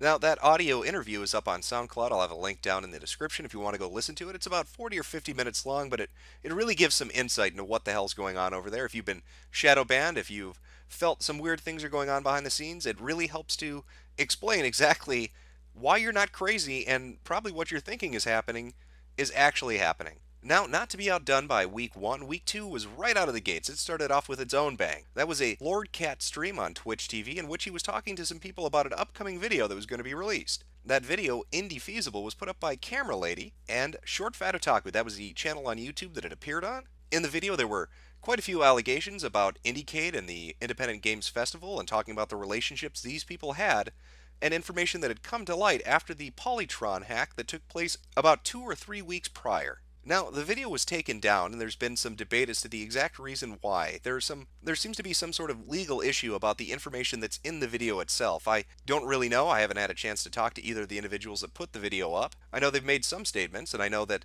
they were talking about re-editing it and having a lawyer vet it so it was good to go. But I do know that they are releasing a third video that's coming up in the next couple of days, and it's going to focus on Silver String Media. So hopefully they can get those re-edited videos up, and they can get that new one out. Now, if you're curious about some of the information they talked about in the first couple of videos, you can go check out this Games Nosh article. I'll have a link in the description as well that goes over some of the information they talked about. Again, it's not the video itself, but it does touch on what they were talking about. Now, up until this point, we had seen a couple of things. We'd seen Kotaku and we'd seen Polygon make some statements in regards to allegations that had come out. Kotaku released statements about Nathan Grayson and his relationship with Zoe Quinn. Stephen Totilo had gone on record saying that they were going to adjust Kotaku's guidelines in reference to Patreon and being able to donate to people in the industry on a monthly basis. Polygon as well did a article talking about their stance on Patreon, but they didn't take the same route that Kotaku did, instead deciding that, hey, there's nothing wrong with this, we don't see an issue. It's not a ethical concern. Well, we finally got a real response, the first website to really step up to the plate. Now, the Escapists had allowed conversation about this up until this point in their discussion forum, but there hadn't been an official policy or response. Many people were still upset about the Zoe Quinn story from months and months and months ago that had blamed her harassment on a website called WizardChan. Well, there was a publisher's note put up, and it addressed quite a lot of things. In that publisher's note, and it's 5 pages long, again, the link will be in the description, they go over a few things, but one of the main things, and I think the most important thing, is they apologize. They apologize for not trying to get the other side of the story. They also set out a new set of standards, what their policy is in regards to authors recusing themselves from covering certain subjects, about Patreon and financial donation, and a whole host of other things. But The Escapist was really the first one to do this. Even though Kotaku and Polygon had addressed some concerns, they didn't come forward and actually try to talk to their community about it. Also this week, we had Milo releasing another article talking to games journalists directly and telling them that he thought they were reacting poorly to the concerns of gamers and those that felt that there were issues going on in the industry. Another piece of news that came out during this time, because people were starting to talk about corruption on all levels in the journalism industry and in gaming itself, was this post that showed up on subreddit Kotaku in Action. This was posted by somebody who said he worked in the Australian gaming journalism business.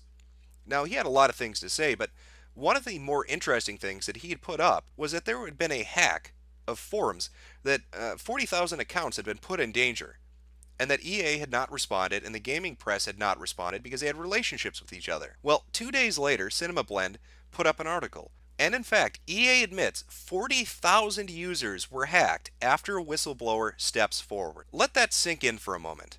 Here you have somebody posting and saying, hey, because of the relationship between this video game company and journalists, this was a story that was not reported on. 40,000 people, their passwords, their usernames, potentially their emails, and personal identifying information were put at risk. But this story was not going to be covered because of close relationships between the gaming press and the industry they cover. And this isn't just smoke being blown up your ass. Somebody actually looked into this. And sure enough, it turns out that actually fucking happened. This is another clear-cut example of the problem when you have too close a relationship with the industry you're covering. The first of which would have been the Fine Young Capitalists not being able to get anybody to cover their story. And of course, up until this point, right now, we're in the middle of the second week of September, that's still happening. Here's Jason Schreier of Kotaku saying, hey, I'm not going to cover the Fine Young Capitalist story. It's too messy for me. And I don't think it's, interesting enough, or I don't think there's enough valid points. I don't know what exactly his deflection was. You can read it here. It's in a post that he had put up. Not that it really mattered, though, because the Fine Young Capitalist, on September 11th, hit their fundraising goal. In fact, they didn't just hit it, they surpassed it. So all the people that had donated had succeeded in helping them reach that goal and push that game development process further ahead. Now you may be wondering, with all these things that are happening, you've got Reddit mods coming forward and saying that people are trying to hush up conversation about this. You have evidence that moderators are talking to Zoe Quinn and suppressing conversation. People are coming forward from fucking Australia saying EA accounts have been put in danger but nobody will cover it because the journalists are friends with the people at EA. You've got the escapists coming forward and saying, hey, we fucked up, we're going to address it, and we're going to reform our policies. You have the Fine Young Capitalists hitting their fundraising goal. And yet, still, at this point, no other sites are talking about any of this. The Gamers Are Dead articles had come out, and that was really it. So you would think it would be weird that Jason Schreier would say there's not a story here. Well, you're going to find out exactly why nobody was covering any of these things. You'll find out why Jason Schreier didn't think this was of interest. Because in week 3, a fucking nuclear bomb is dropped on the heads of these shitty, corrupt game journalists that help to highlight exactly what the fuck is going on. Now, I want to preface week 3 before we get into it, because there are a couple of things. I'm trying to give you a short and dirty chronology to what's going on. But a lot of things happen, and the timeline in which they happen is kind of important. It's going to be important later on, specifically when I'm talking about 4chan and Moot, when I'm talking about XOXO Fest, when I'm talking about all these things. So I'm going to try to lay it out as it happened, but I want you to pay attention to the dates that these happen on. Now, at the start of week 3, we got introduced to the Kool-Aid drinking crazies of XOXO Fest. In fact, people started doing image edits of pictures that were coming from this particular convention. The one you're looking at right now is a pretty good descriptor of the vibe you get when you're looking at XOXO. You see a lot of the same type of person. 20 to 30-year-old, white suburbanite, educated, entrepreneurial, hipster fucks would be the best way really to describe that crowd. And then mix in a little bit of venture capitalism, and that's pretty much what you have. But a lot of the people who attended this have been related either directly or tangentially to Gamergate itself. You had people like Leigh Alexander from Gamasutra who was there. Anita Sarkeesian was there. And as we'll find out in just a little bit, Moot, or Christopher Poole from 4chan, was also there. Now, on the 16th, Based Mom, Christina Summers, released a video, a factual feminist video, asking, are video games sexist? And she looked at the issue and she came to the conclusion that no, gamers are not a demographic of horribly racist, sexist people that are out to hurt others. They're just devoted to their hobby. They like video games, and at the end of the day, that's what they want, just good video games. People liked the video. They responded quite well to it. Of course, the game journalists didn't. We got a lot of articles after that video came out attacking Christina Summers. They were up on Polygon and other websites, and they tried every avenue of attack. She's a conservative. She's not an actual feminist. She's suffering from internalized misogyny. Anything but addressing the points the video raised. Now, beginning around the release of this video, and up until about the 19th, so in the span of 3 days, people started to notice something happening on 4chan, specifically on the V-board and even later on Poll. They noticed mods were doing it for free much more than they usually did. The frequency of them fucking with users was increasing exponentially every day. Now, we would find out exactly why that was in just a little bit. But first, that bombshell. Now, Milo had hinted that something big was coming out. He had said, you guys aren't going to fucking believe this. All those talks that you've had, all the speculation about there being some kind of coordinated attack, especially when you consider that the Gamers Are Dead articles seem to be a coordinated attack. You had 12 to 14 articles in a 24-hour period of time with the exact same spin, the exact same narrative, all yelling at gamers who were upset that video game journalism might be corrupt. And to gamers, that looked like there was something going on, like there was a secret group coordinating what was happening. Well, the bombshell hit. There was a secret group, Game Journos Pro. Now, the list had been established about 4 years previously by Kyle Orland of Ars Technica, and among the members, you will find prominent figures from nearly every video game journalism website. People like Jason Schreier, you remember Jason, who just a week before the article had come out had said, I don't want to cover the Fine Young Capitalist, there's no reason to do it, I don't see a story here. Well, now we know why he didn't want to cover it. He is a member of Game Journos Pro. And what did they talk about on Game Journos Pro? Well, this very first article had touched on one of the threads and one of those email chains. And one of those email chains was about Zoe Quinn. How they were going to handle the story, how they were going to handle the fallout of it. And you can notice, and I highly encourage you to go read the article that Milo put out, because he has snippets up of exactly what they said. And in fact, later on, he'll release even more information about this particular group. But you will see they keep each other in line. People like Ben Kuchera would yell at others and tell them that he was going to stop talking to him at that exact moment because he wanted to remain civil. Greg Tito of The Escapist was on this particular group, and he had said, we have a conversation going on at The Escapist. I don't necessarily agree with what's being said, but I don't see a problem with it. And he was bombarded for daring to allow open conversation. Ryan Smith had mentioned, why is it that we cover one sort of topic, but we won't cover the other? Why will people run pieces like Max Temkin, but when it comes to Zoe Quinn, which is pretty much the exact same kind of issue, we will not cover it? And he was bombarded with hate for even asking that question. People in this specific group knew Zoe Quinn. They had a personal relationship with her. One particular individual talked about having conversations about his relationship with her, and specifically mentioning the Feel Better gift that was proposed in this group itself. If you remember the developer letter that was circulating around that was signed by people in different video game companies saying that they wanted peace and, give peace a chance and everybody should love one another and hold hands, you will see the predecessor of that discussed by games journalists weeks before that letter ever materialized. They wanted to do the exact same thing but with game journalists. And the idea was shot down because it would look too suspicious. So how fucking convenient then that after that was proposed in this secret group of game journalists who were stifling conversation about Zoe Quinn and about gaming journalism corruption, how convenient is it that their proposal is put a halt to, and then all of a sudden game developers decide to do it? It's almost like they used their connections and personal relationships to get game developers to do it instead. Remember, in week 2, we had the story about somebody saying games journalists wouldn't cover a story about a forum being hacked because they were friends with people at a video game company, with the developers. So it's clear that there is an incestuous relationship going on here, that there's collusion taking place here. This was a damning article. Now, they tried to deflect and they tried to act like this wasn't a big deal. However, reading through the conversations, you can see that it's complete bullshit from their part.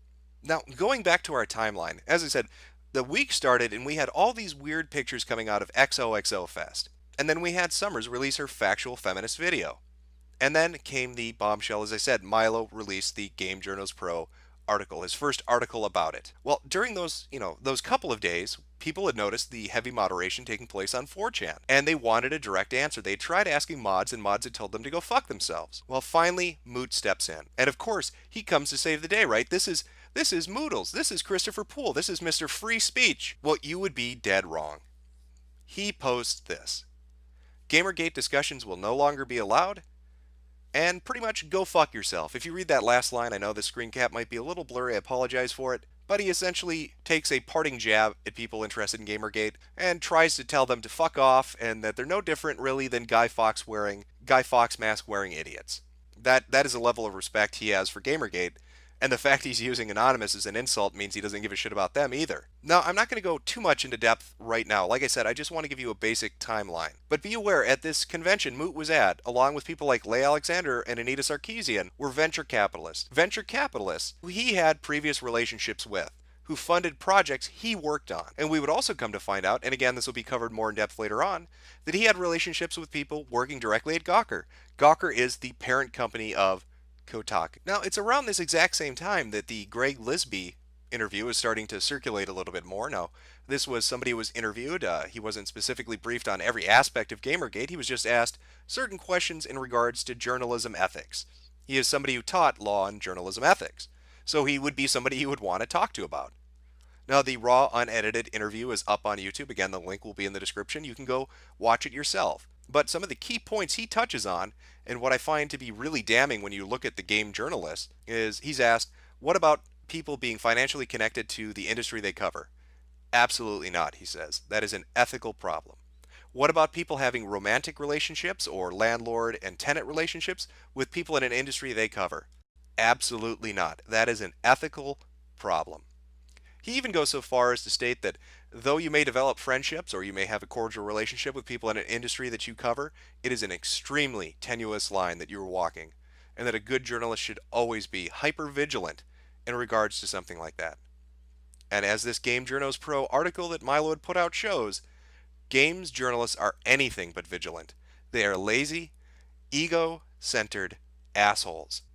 Now, I don't want to make this sound like I'm applying this as a blanket statement to every games journalist. Now, we've seen a lot of them step up and say, either I have problems with this, and you'll see that in the leaked emails that's up on the Breitbart article. Some people in that email chain said, hey, you know what? This is wrong. I don't want any part of it. There is a wall that should be put up between myself and a subject, and this is a breach of professional ethics. Other people would come out later and say, I didn't like it, or I wanted no part of it. People directly questioned it. So there are good games journalists, but there seems to be an atmosphere or an attitude in this particular industry where those people are suppressed and not really allowed to talk about it. I mean, my God, look how they treat each other in private. It's no wonder the majority of them don't want to say anything in public. They're going to get shit on in such a way that their careers will be over. Now, if you thought week 3 was already over with, you'd better hold on to your asses, because when you look at the entire month of September in review, from the period of the 14th to the 21st, was a massive amount of activity. From articles being posted to public stances being taken from different individuals inside and outside of the industry. Take this niche gamer article from an Xbox dev. One of the people who worked on the Xbox design team weighed in on Gamergate. Again, it's a fantastic article and it gives you an inside perspective on how they view these issues. But of course, Milo wasn't done either. After releasing that first Game Journals Pro article, he had one more to pop out.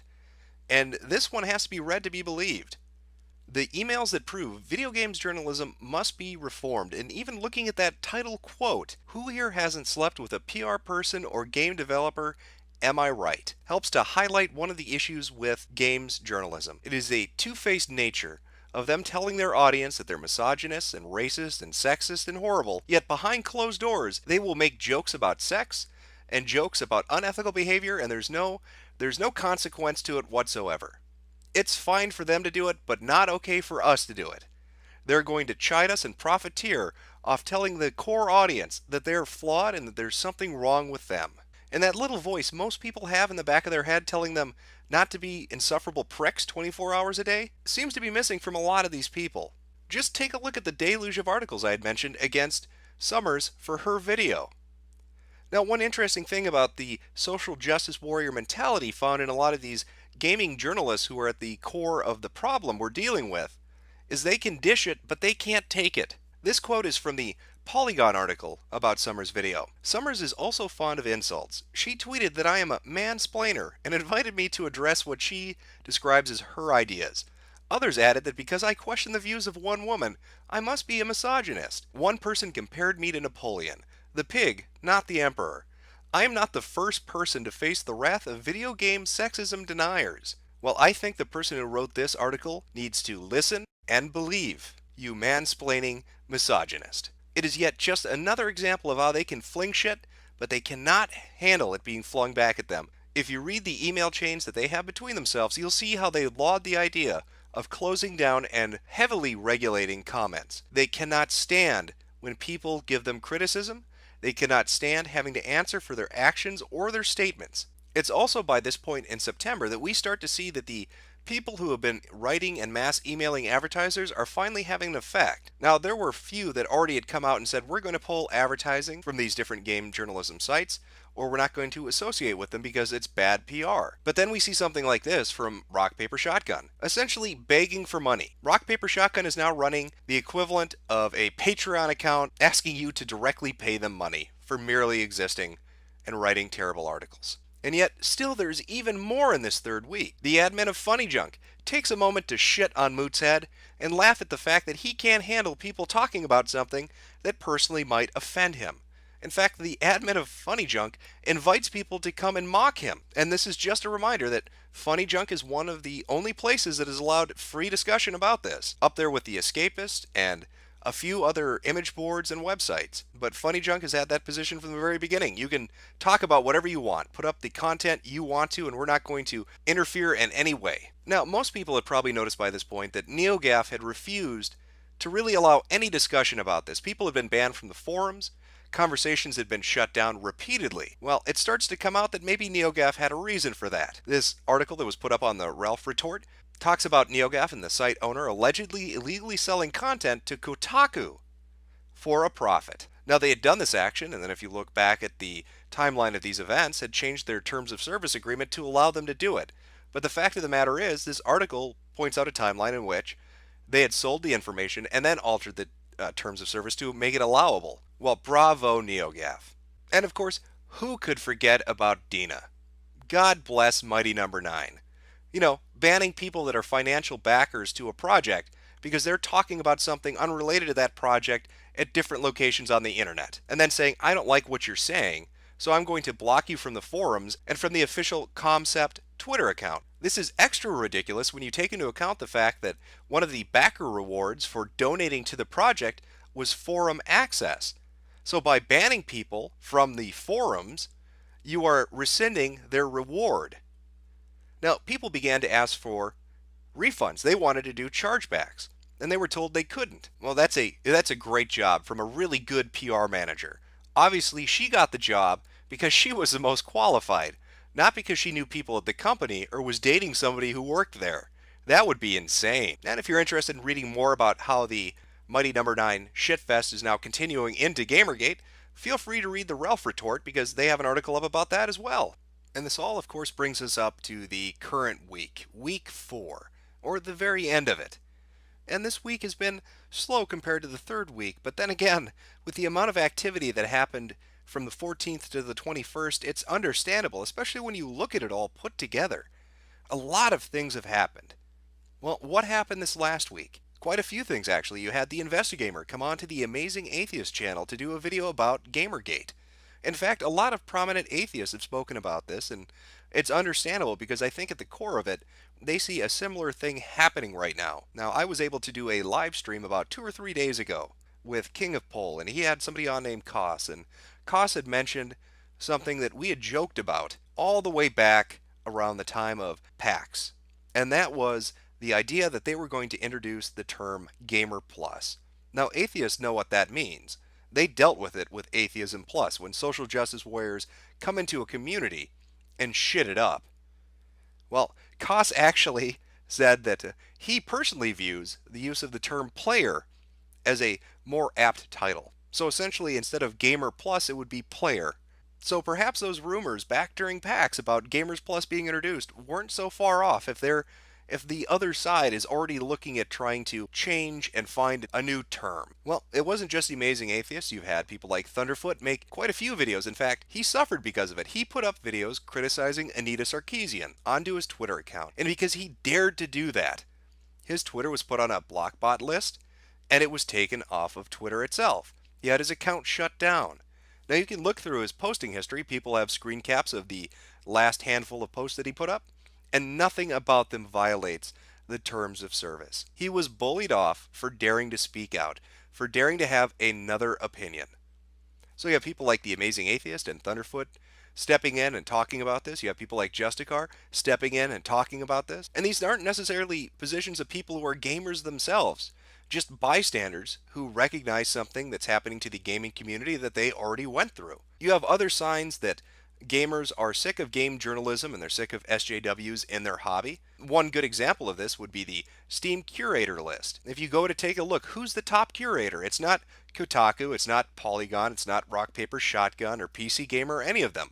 Who is it? Total Biscuit. A top spot for a top hat. And it's interesting too that he has the #1 spot, because if you go and read those Breitbart articles about the Game Journo Pro mailing list, you will quickly see that they dislike Total Biscuit. In fact, they shit talk a lot of YouTubers. They do not like the idea of somebody else coming in and fulfilling the role that they have. Because if somebody else brings competition into the marketplace, they can't be corrupt assholes. They actually have to have standards then, so they can compete. How fucking crazy is that? Now maybe you're wondering exactly who's on that Game Journos Pro list. I mean, after all, the previous couple of articles had talked about certain emails, but we never got a complete list. Well, Milo's got you covered because his most recent article actually lists every single one of them. So if you're curious who is working at what website and is a part of this, go check out the article because it will have their name listed and where they work.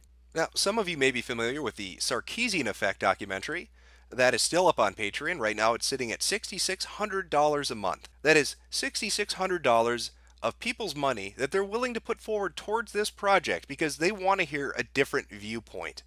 They're so sick, so absolutely tired of games journalists creating an atmosphere where people can't criticize or bring up other points of view. I mean, look what happened to Thunderfoot.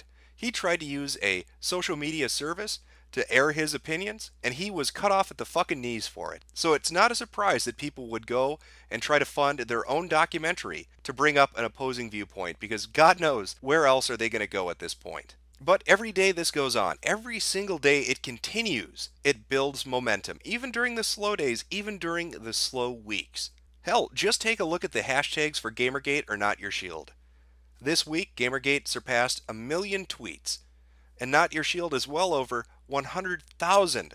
Now, those numbers on their own are impressive, but when you consider the fact that multiple sites have refused to allow people to comment, from NeoGAF to 4chan, TV Tropes, and others, it is a remarkable thing that this has any momentum to it at all. But it shows the fact that gamers are sick of being talked down to.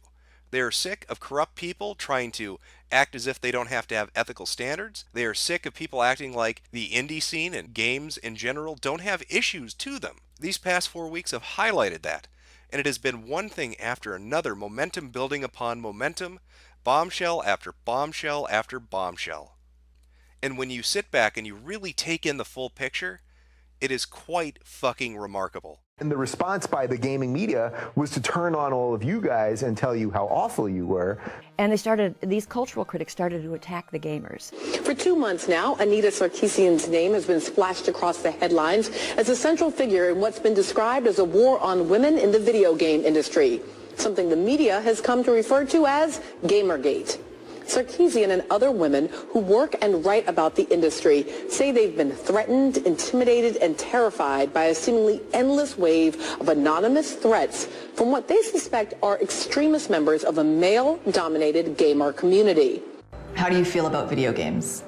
I still love them. I think games are really where we're going. Video games are so interesting and engaging and interactive. I'm a gamer and I enjoy games. I love games. I'm a fan of games. I'm a gamer and I enjoy games. I love games. I'm a fan of games. I'm going to show you a remix that I just finished this weekend and no one else has seen.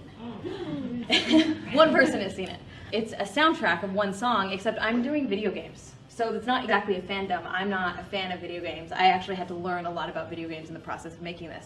I don't want to go around shooting people and ripping off their heads, and it's just gross. I'm a fan of games. I'm not a fan of video games. I'm a fan of games. I'm not a fan of video games. I'm a fan of games. I'm not a fan of video games. What do you make of how coordinated the assault on you guys was? Like that, the fact that basically a good portion, if not all of the mainstream gaming press, they all started coming out with the same articles about how evil all the gamers were. The Gamers Are Dead articles is what those are called, if anybody wants to look those up. Yeah. But yeah, they all came out in the same span of 24 hours, and it was just like, what is going on? It still blows my mind that it happened. But yeah, it was pretty coordinated, and it's a constant thing. It was going on in the mainstream media. It blew up. And I think a large reason as to why the term social justice warrior and why that kind of person is now outed and why people know that that kind of person exists is because of that controversy. I don't think the term or the idea of that person would have been normalized as much without Gamergate. And what these articles were actually originated from was a Professor Adrian Shaw, who is a professor of communications at Temple University, who first wrote the article that the gaming identity should be destroyed. And she's also featured in these diagram minutes that I'm going to go back to in a minute. But she said basically that in these diagram minutes, why do we see such tension between academics and game designers? How can we better intervene in industrial logic to disturb that process? How can academics bridge the gap to industry audience to help them do different work? How can we disrupt the capitalist norms to facilitate this? Basically, what that's saying is, how can we manipulate the game industry to produce games that academics like myself deem worthy? And she's not only a professor of communications, and she's part of a US government IARPA program called Sirius. Sirius, if you go on Sirius's website, which this Adrian Shaw is connected to, the About section says, Sirius is a program to use video games to train analysts to recognize their cognitive biases, which basically means to brainwash them or to re-educate them. So why are these journalists using sexism and misogyny as talking points to divert the issue? Why? Because Zoe Quinn is a woman, of course, and we all know that when a woman receives negative criticism or negative comments, that she's being oppressed, she's being harassed, because she's a woman? Many articles are claiming that Anita Sarkeesian was run out of her own home as a result of a threat, likely and specifically in most articles, made by a gamer. They're saying that Anita and now Quinn are being attacked based solely on their gender, not because of their dishonest and corrupt behavior. Now, I deplore the fact that some feminist critics and game developers have been threatened. And in the earlier video, I pointed out that gamers were being blamed for issuing death threats, even though no one knows who sent them. Well, since that video, I've learned that several people inside Gamergate, including 2 women, have received death threats too.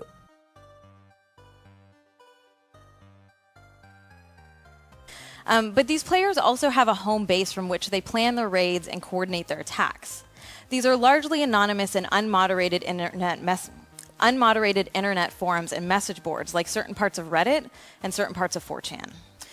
Usually when we think of online harassment, we think of teenage boys in their parents' basements, but that's just not the reality of the situation. While there were undoubtedly some boys involved, I was also attacked by thousands of grown men. And this isn't totally surprising considering the fact that the average age of gamers in the US is approximately 30. They're largely anonymous and unmoderated internet forums and message boards like certain parts of Reddit and certain parts of 4chan.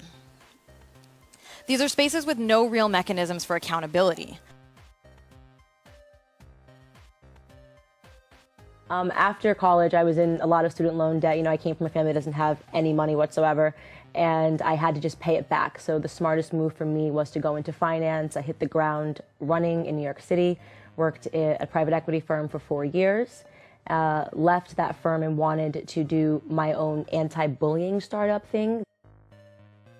My team and I came together because we all grew up during this generation of the huge technology boom, and we understand the harm that social media like Facebook and Instagram and Twitter has allowed for, which is essentially a dehumanization. How can we bring it back to the if you don't have anything nice to say, don't say it at all, or the old school say it to my face mentality online? Our answer was simple: through accountability.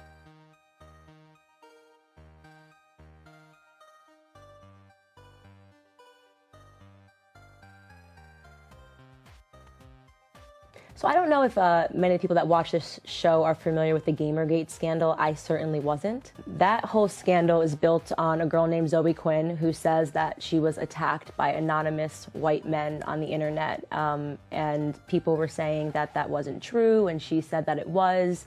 And If they were anonymous, how did she know their skin color? I don't know. If you read the pieces in the media, it's fascinating, you know? Yeah. So I was doing an anti-bullying startup that I was really passionate about, and I got a phone call from her, and I put up basically a 3-minute video on Kickstarter teasing what we were going to do. And I said this one sentence, which was a figure of speech that I think set the alarms off. I said, what we're doing is figuratively lifting the masks up off of trolls. At the time, she was working at Twitter. She was working for Twitter for something called Crash Override Network, and I immediately received an inbox from her on Twitter saying she'd like to talk to me about and try to convince me that the project that I'm doing is bad, which is very interesting. Yeah. So she calls me up, and I have no idea who she is. I don't know what Gamergate is. I don't know what doxing means. And she says, you have to pull your project because people actually don't want to find out who harassed them. She said, I'm a victim, but I never want to know who harassed me on the internet. Like, she was basically arguing a point that didn't make sense. If she was actually harassed on the internet, then obviously my technology would be a godsend, because they never figured out who harassed her. And I said, you know, I appreciate the phone call. This isn't really making sense to me. Yeah. You know? It sounds literally the reverse of what you'd think she would have called you to say. Absolutely. Like, Okay. she should have been on board with what I was doing. So totally appreciate the phone call, but I'm not going to pull my Kickstarter. And she started crying. And she said, if you don't, it's going to ruin everything.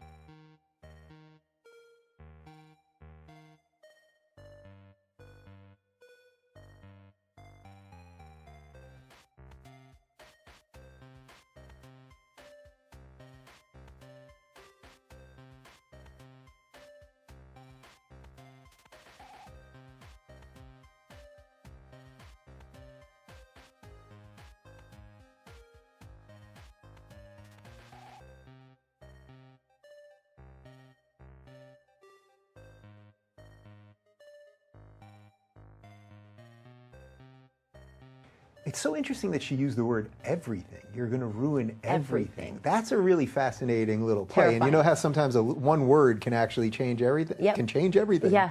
One word, but you're going to ruin everything. Like, you Crying. would think that in her line of work, and with all these people, they're always complaining about these trolls. Yep. You would have been handing them the golden ticket. Right. And I am convinced it's because they are running essentially an anti-marketing firm, right? So they get people to go online and they can build people up or take them down, or they can get people fired up by pretending that they're white men. And she told me that she spends time on 4chan because of what she does, and she saw that people were already talking about my project, and if I didn't pull it, these anonymous white men and Trump supporters, you have to remember this was during the election cycle, were going to come after me and dox my family, which essentially means put up their personal information so people can try to kill them. That's what she says. So she said this is what they are going to do. So she was oddly threatening you with being doxxed, but it wasn't she that was going to dox you. She thought I was a total moron, I think, and I'm like, okay, I'm not pulling my project. She hangs up the phone crying. Within 2 hours, we were absolutely inundated. About 4,000 emails via Kickstarter, like, nigger, nigger, nigger, die, die, die, pull your project. And they have these super obvious screen names like, Trump or die, Trump 2020, white man behind computer. That's a good one. That guy's always kidding me. So, and I'm like, is she kidding? All men, by the way. Everyone was like, Dave at, Bob at, no woman. And magically, everything that she tried to warn me about came true within a couple of hours of me refusing to pull my project. So she reached out under a guise of the same concerns and asked for my email address, or asked for an email address that was working rather. And I told my employee to just give her my actual email address. I didn't see any harm in doing that. Now I'm getting all of these emails within 45 minutes of sending out this email to her, and it's rapid. We can no longer respond to legitimate questions on our Kickstarter campaign because we're being inundated on Kickstarter, on my personal email, and our contact emails throughout, Degree 180, right? Like, we're just being inundated with threats, and every web address has gamer something in it, okay?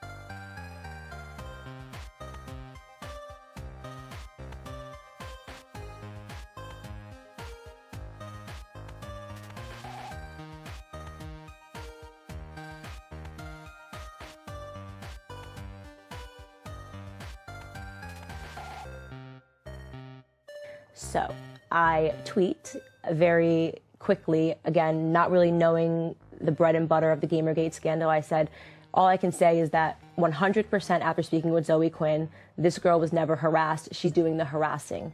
And the next morning I woke up, The Guardian, The Washington Post, and New York Magazine were all calling me. I was a nobody with a Kickstarter that was 3 minutes long. Yeah. Kickstarter pulled my project, and the next day, big media. And in my head, I'm thinking, journalism major, Washington Post, amazing. Yeah. So I was like, great, I'm going to talk to them. I'm going to tell them about this girl. They're going to write the piece, Yeah. I have a bad feeling where this is about to go. So I speak to a person named Jesse Single, who works for New York Magazine, and he's like, yeah, I saw your tweets. He's not a fan of mine. No, he is a journalist. And he speaks to me, he's like, yeah, I saw your tweets. I just wanted to speak to you about what happened, super nice. Yeah, and I tell him everything. He instead writes this article, and the tone of it was essentially trying to gaslight me. Oh, you know, she seemed like a nice girl, but she got dragged into this conspiracy theory. Zoe actually is a girl that was harassed, you know. And at that point I realized, oh my God, like the media is going to try to kill my project, and these journalists are absolutely lying. So the Washington Post called me, and I had the good sense to actually record it. I just turned on my camera and said, something fishy's here. And this girl was obvious. This girl, Caitlin Dewey, was asking me questions, and she was trying to figure out who was funding us. And her job, or her role, was to cut off the funding, cut off the legs of Social Autopsy so it could never see the light of day. And she started calling around, so I actually got a tip that she had already written the article and she was going to try to smear me. And I essentially went back and forth with the Washington Post. I had caught her in a lie via email versus what she said on the phone, and they pulled the article last second and told me I wasn't important enough to run it anyways when I threatened to sue them. Wow. Yeah. He enjoys twice the number of YouTube subscribers as One Direction, but he's far from a household name. He's the new breed of celebrity bringing social media success into mainstream stardom. They call him PewDiePie. Yes. Hey man, you want to go on a date? Famous for recording himself playing video games. The 26-year-old online gamer currently has the most popular channel on YouTube with over 40 million subscribers. His videos now seen over 10 billion times. There was a PewDiePie. Yeah, Felix. let's talk about that because Sure. I saw his response video and I kind of got sickened by what's happening to him. It was crazy. The whole thing's insane. They're making it out like he's a Nazi. Right. And he's not at all. He went through the site. It all started from this one video that got him attention. He went to Fiverr and tried to get people to do ridiculous, outrageous things. Okay. Right? Get a guy dressed as Jesus to say something weird. He got these. The main thing that blew up were these two guys. They're in like a jungle setting of some sort. They dance, they laugh, they'll hold up a sign, they'll say something. And so he was like, it's going to be hilarious because they're not going to do it, right? They're going to be like, thank you, but no. But they actually made a video where the guys were laughing and dancing, held up a sign that said, death to all Jews, and then said to subscribe to a YouTube channel. And they're laughing. Yeah, and so I think this might be from his explanation video, but in the first one, he's like, why the f did they do it? Can I even include this? I mean, there was a Wall Street Journal article on it, right? Which was where it got really weird because 3 people worked on this and they combed through hundreds of hours. Yeah, I mean, and they found like instances of him holding his arm out like this, and they used that picture. Like, I mean, that's weird. It's very weird. And then once all of it came out that they were like, well, here's the thing about the context. He's just like Donald Trump. And it was an immediate jump to he's using the same tactics as Donald Trump, but it was just insane. No, he's very reasonable. He did a response video about it, and the way he handled it was very reasonable. Yeah. And he explained what he was doing, what's going on, and you know, he's doing hundreds of hours of him playing video games and talking and being silly. And if you comb through those and take these things, again, out of context and try to make it look like he's a Nazi, that's a hit piece. 100%. And didn't he lose some gigs? That doesn't matter for him, though. I said it. He said it. He understands why they would have to separate, because then it becomes a story of YouTube and Disney support an anti-Semite, right? But obviously he's not an anti-Semite, right. So why would they back away? I think because they were scared that the Wall Street Journal was like, did you see all of this? We're going to write this article. How did the Wall Street Journal let that slip through? That seems to me very irresponsible. Many of them are standing by it, though. Many people, Really? yes, 100%. And many are touting it as this victory. Yeah, well, you know, it just shows you the level of control they have, that they can even inject these propaganda into sitcoms and television shows. As I said, they have control of those already. So the SVU episode was basically a hit piece and made it seem like the only reason that gamers are upset is because they're, you know, heterosexual white males that are completely misogynistic and just don't want women in gaming. That they are also rapists and, you know, women beating terrorists in, and it's comical.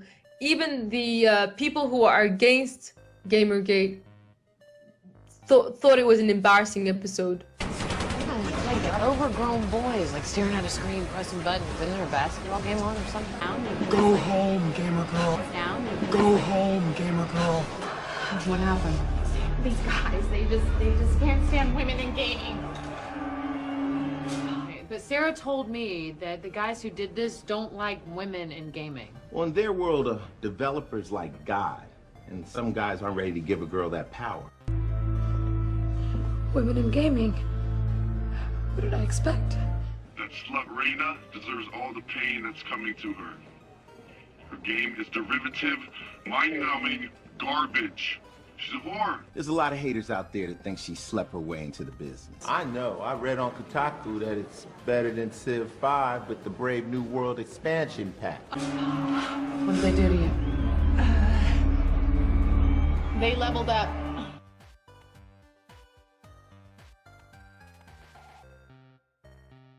They were like young, they were white but pale.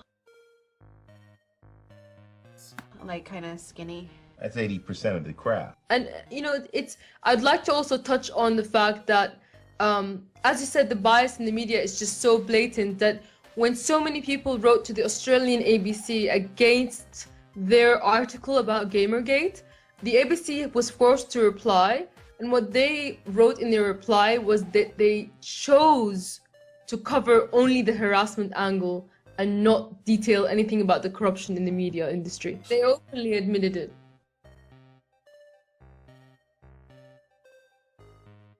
With the help of some amazing mentors and by reading a lot of feminist writing, especially the words of women of color and queer women from around the world, I learned to see through a sociological lens and understand the world as it really exists, as a series of intersecting social systems. Once you have a systemic and institutional framework, you see how oppression manifests in many subtle ways under the systems of what Bell Hooks calls white supremacist capitalist patriarchy. You had to learn about the sociology of systems and structural change, and that was obviously quite a journey for you. Yeah, absolutely. I sort of joke about how it was the most liberating thing that ever happened to me and also the most frustrating for everyone around me. Because like when you start learning about systems, everything is sexist, everything is racist, everything is homophobic, and you have to point it all out to everyone all the time. I do play some games here and there. But like, you know, I played Grand Theft Auto, and yeah, you could steal a car and punch a hooker, and people would say, well, that's against women, but you could also punch a man. So should they only have it that you'd only punch men? I mean, even the logic behind it doesn't really stand to critique. Everything is sexist, everything is racist, everything is homophobic, and you have to point it all out. And there's no winning either. This is the point.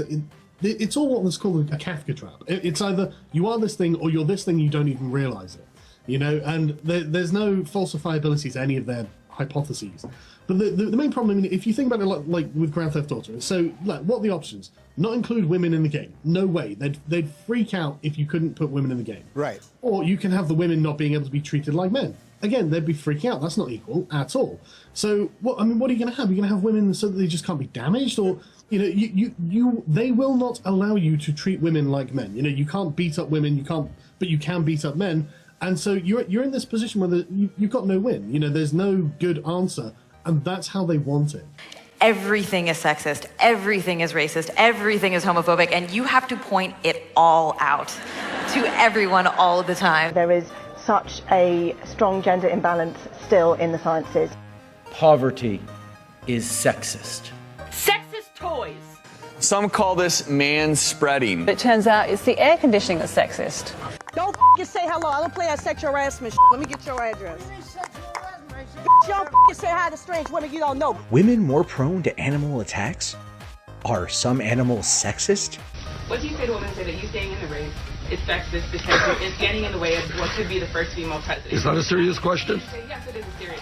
Reducing car numbers is a gender equality issue as they are driven mostly by men. Chivalry is an old knightly code which was about men rescuing damsels in distress. That is exactly what we're trying to kill off. What do we expect when 90% of sports editors are white and the same proportion are male? Most of the comic writers and artists are male and also mostly white. I don't care if you landed a spacecraft on a comet, your shirt is sexist and ostracizing. Sex under male supremacy has been used as a way of controlling women, and that women have been encouraged to enjoy sexual intercourse because it was believed that it would subordinate them. You say that vegetarianism it helps women push back against the patriarchy and makes men more egalitarian and respectful. How does that work? Everything is sexist, everything is racist, everything is homophobic, and you have to point it all out. Once you have a systemic and institutional framework, you see how oppression manifests in many subtle ways under the systems of what Bell Hooks calls white supremacist capitalist patriarchy. Gamergate is a Twitter hashtag, and it attracts gamers from all over the world, males and females, liberals, conservatives, black, white, straight, gay, trans. Some gamers identify with the hashtag because they believe there's too much corruption in gaming. Others are weary of cultural critics who evaluate video games through the prism of gender politics. Now, I discovered Gamergate when I was working on my recent video about sexism in games. Now, in that video, I pointed out that the evidence does not support the claim that video games cause violence or misogyny. I mean, gaming has surged since the early 1990s, but youth crime has plummeted. And millennials who were born and raised in video game nation, they are far less sexist, homophobic, bigoted than older generations.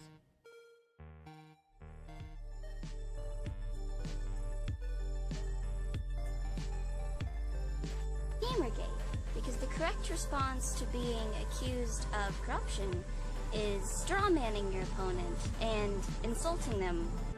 Hello, I'm a minority and I support Gamergate, and I'm not your shield, SJW. Hi, my name's Bernard Williams and I support Gamergate because of the reason that I am a gamer myself and I am also black. My name's Cameron, Rude Brown Dude on Twitter.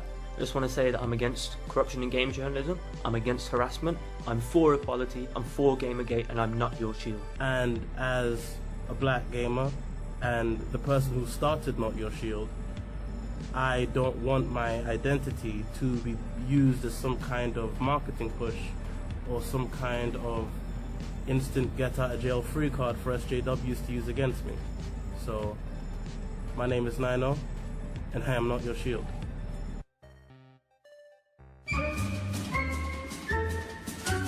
Gamergate is a consumer boycott and a call for ethics reform in game industry media. Evidence comes up that a writer at Kotaku gave a game favorable coverage because of a relationship he had. Kotaku says that this isn't true. More evidence comes up proving otherwise, and people demand he gets fired. Adam Baldwin shows support by creating the Twitter hashtag Gamergate. In response, Kotaku and many other sites published 14 different articles, all saying the same thing: gamers are dead, all on the same day. Readers declare a boycott on these sites and begin contacting their advertisers. To fight the stereotype, the hashtag #NotYourShield is made because minorities like myself hate having game journalists pretend to speak for us, especially since some of them are racist. Reddit's r/Gaming starts censoring all forms of Gamergate discussion. Even 4chan censors Gamergate. This leads to a mass migration to a much better website. Feminist scholar Christina Summers releases a video debunking the idea that video games make people sexist. Game sites call her a conservative. She's a Democrat. Milo Yiannopoulos leaks emails from a private Google group called Game Journals Pro, proving that game journalists collude to shape narratives. Corruption is also exposed in award shows like IGF. Not wanting to associate with such hacks, one by one advertisers start to pull out, with the latest one being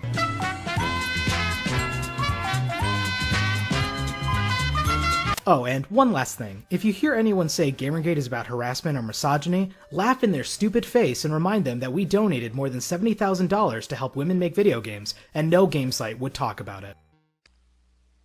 So realistically, I'm done. The channel's shut down. I'll pop up maybe in 6 or 7 months.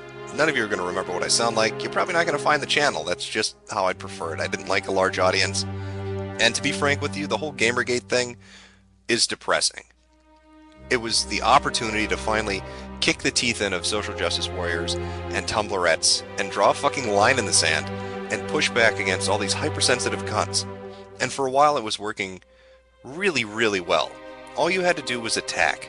See, that's the trick. That's why I love polls so fucking much. People think you need to be a moderate or an independent or a neutral. They're wrong. You need to pick an extreme. You need to pick a side with a yes or a no answer. That's how you attract people to you. If you're too focused on being a moderate, if you try to approach the middle to appeal to moderates, you become indistinguishable from them, and your message becomes diluted.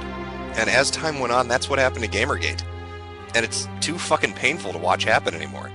I was planning on shutting down the channel anyway, but over the last month, I watched this happen more and more. Don't believe me? Go look at this for yourself, Bull. Go look at the people who are prominent figures right now in Gamergate, and see how many of them have Indiegogo campaigns, how many of them have Kickstarter campaigns, how many of them have Patreons, how many are have ad revenue on their fucking videos. Everybody's making a buck, and they're all making a buck doing the same shit the people we were supposed to be fighting against were doing. They're crying harassment and then making money off of it. And it's fucking bullshit. But they don't seem to mind. And then add on top of that all the SJW language, all the SRS bullshit, where you hear them using words like toxic and signal boost and tone police and all the other 13-year-old girl fucking phrases and terms that shouldn't be anywhere associated with this. You gotta do just one thing. Attack, attack, attack. Keep the pressure up, and your opponent, in this case corrupt media and the SJW cultural Marxist bullshit, they'll fold. They'll make a mistake and make themselves look stupid like Sam Biddle did, like other people did. And you capitalize off of that. The saddest fucking thing about all of this is, it wasn't mainstream media, it wasn't multi-million-dollar corporations, it wasn't corrupt journalists, and it wasn't social justice warriors that killed Gamergate. Gamergate shot itself in the foot by becoming what they're fighting, and that is just too much to fucking handle. It's just, I couldn't watch it happen anymore. They don't know what they're doing. I know now what it, I don't know how to explain it. I know what happened to Occupy Wall Street now. I know what happened to Chinology now. When you lose your edge, when you lose that chaotic element that really helps you boost something in the beginning, you're dead in the water. And that's exactly what's happening to Gamergate. I wish them the best. I don't want to see Gawker win. I don't want to see those fuckers, those smug cunts, walk away like nothing happened. But it feels hopeless. It really does. As for the other saying in the thread, because I'm reading through it, because I got linked to it from somebody who happened to stumble on it, that, Jim is self-promoting. Hop in the fucking IRC, talk to a mod. They can check the IP addresses and confirm that's not me. I don't start threads here to talk about myself, and I don't trip fag. That's really, it takes 5 seconds for you to look into that. But I like that you doubt that. See, that's why I like Poll. You don't fucking trust anything. That's good. But just be wary of these Gamergate fuckers. A lot of them are out to hustle money. And if you really look into it, you'll fucking see what I mean. And I can't stomach it. I wanted to fight Tumblr, not become it. And I will not ally myself with people that are just as bad as the opposition. Let them go whore themselves out for money. Let them, become what they're fighting. And see how much fucking momentum they get. See how much they accomplish doing that. They lost their edge, and they forgot their principles and their values. And there's no fucking excuse for it. There's no excuse for doing that. So that's the, I don't know, the explanation, if that's really what you fucking wanted. I don't know what to say. But, yeah, just fuck it. I think, I don't know how to sum it up best. Actually, you know what? I do. I have a quote for you that I think really sums up my thoughts on Gamergate at this point. If the war is lost, the people will also be lost, and it is not necessary to worry about their needs for elemental survival. On the contrary, it is best for us to destroy even these things, for the nation is proved to be weak, and the future belongs entirely to the strong people of the East. Whatever remains after this battle is in any case only the inadequate, because the good ones will be dead. Good luck, Poll. Keep doing what you're doing. Love the shit out of the Ferguson threads. You glorious fucking cunts.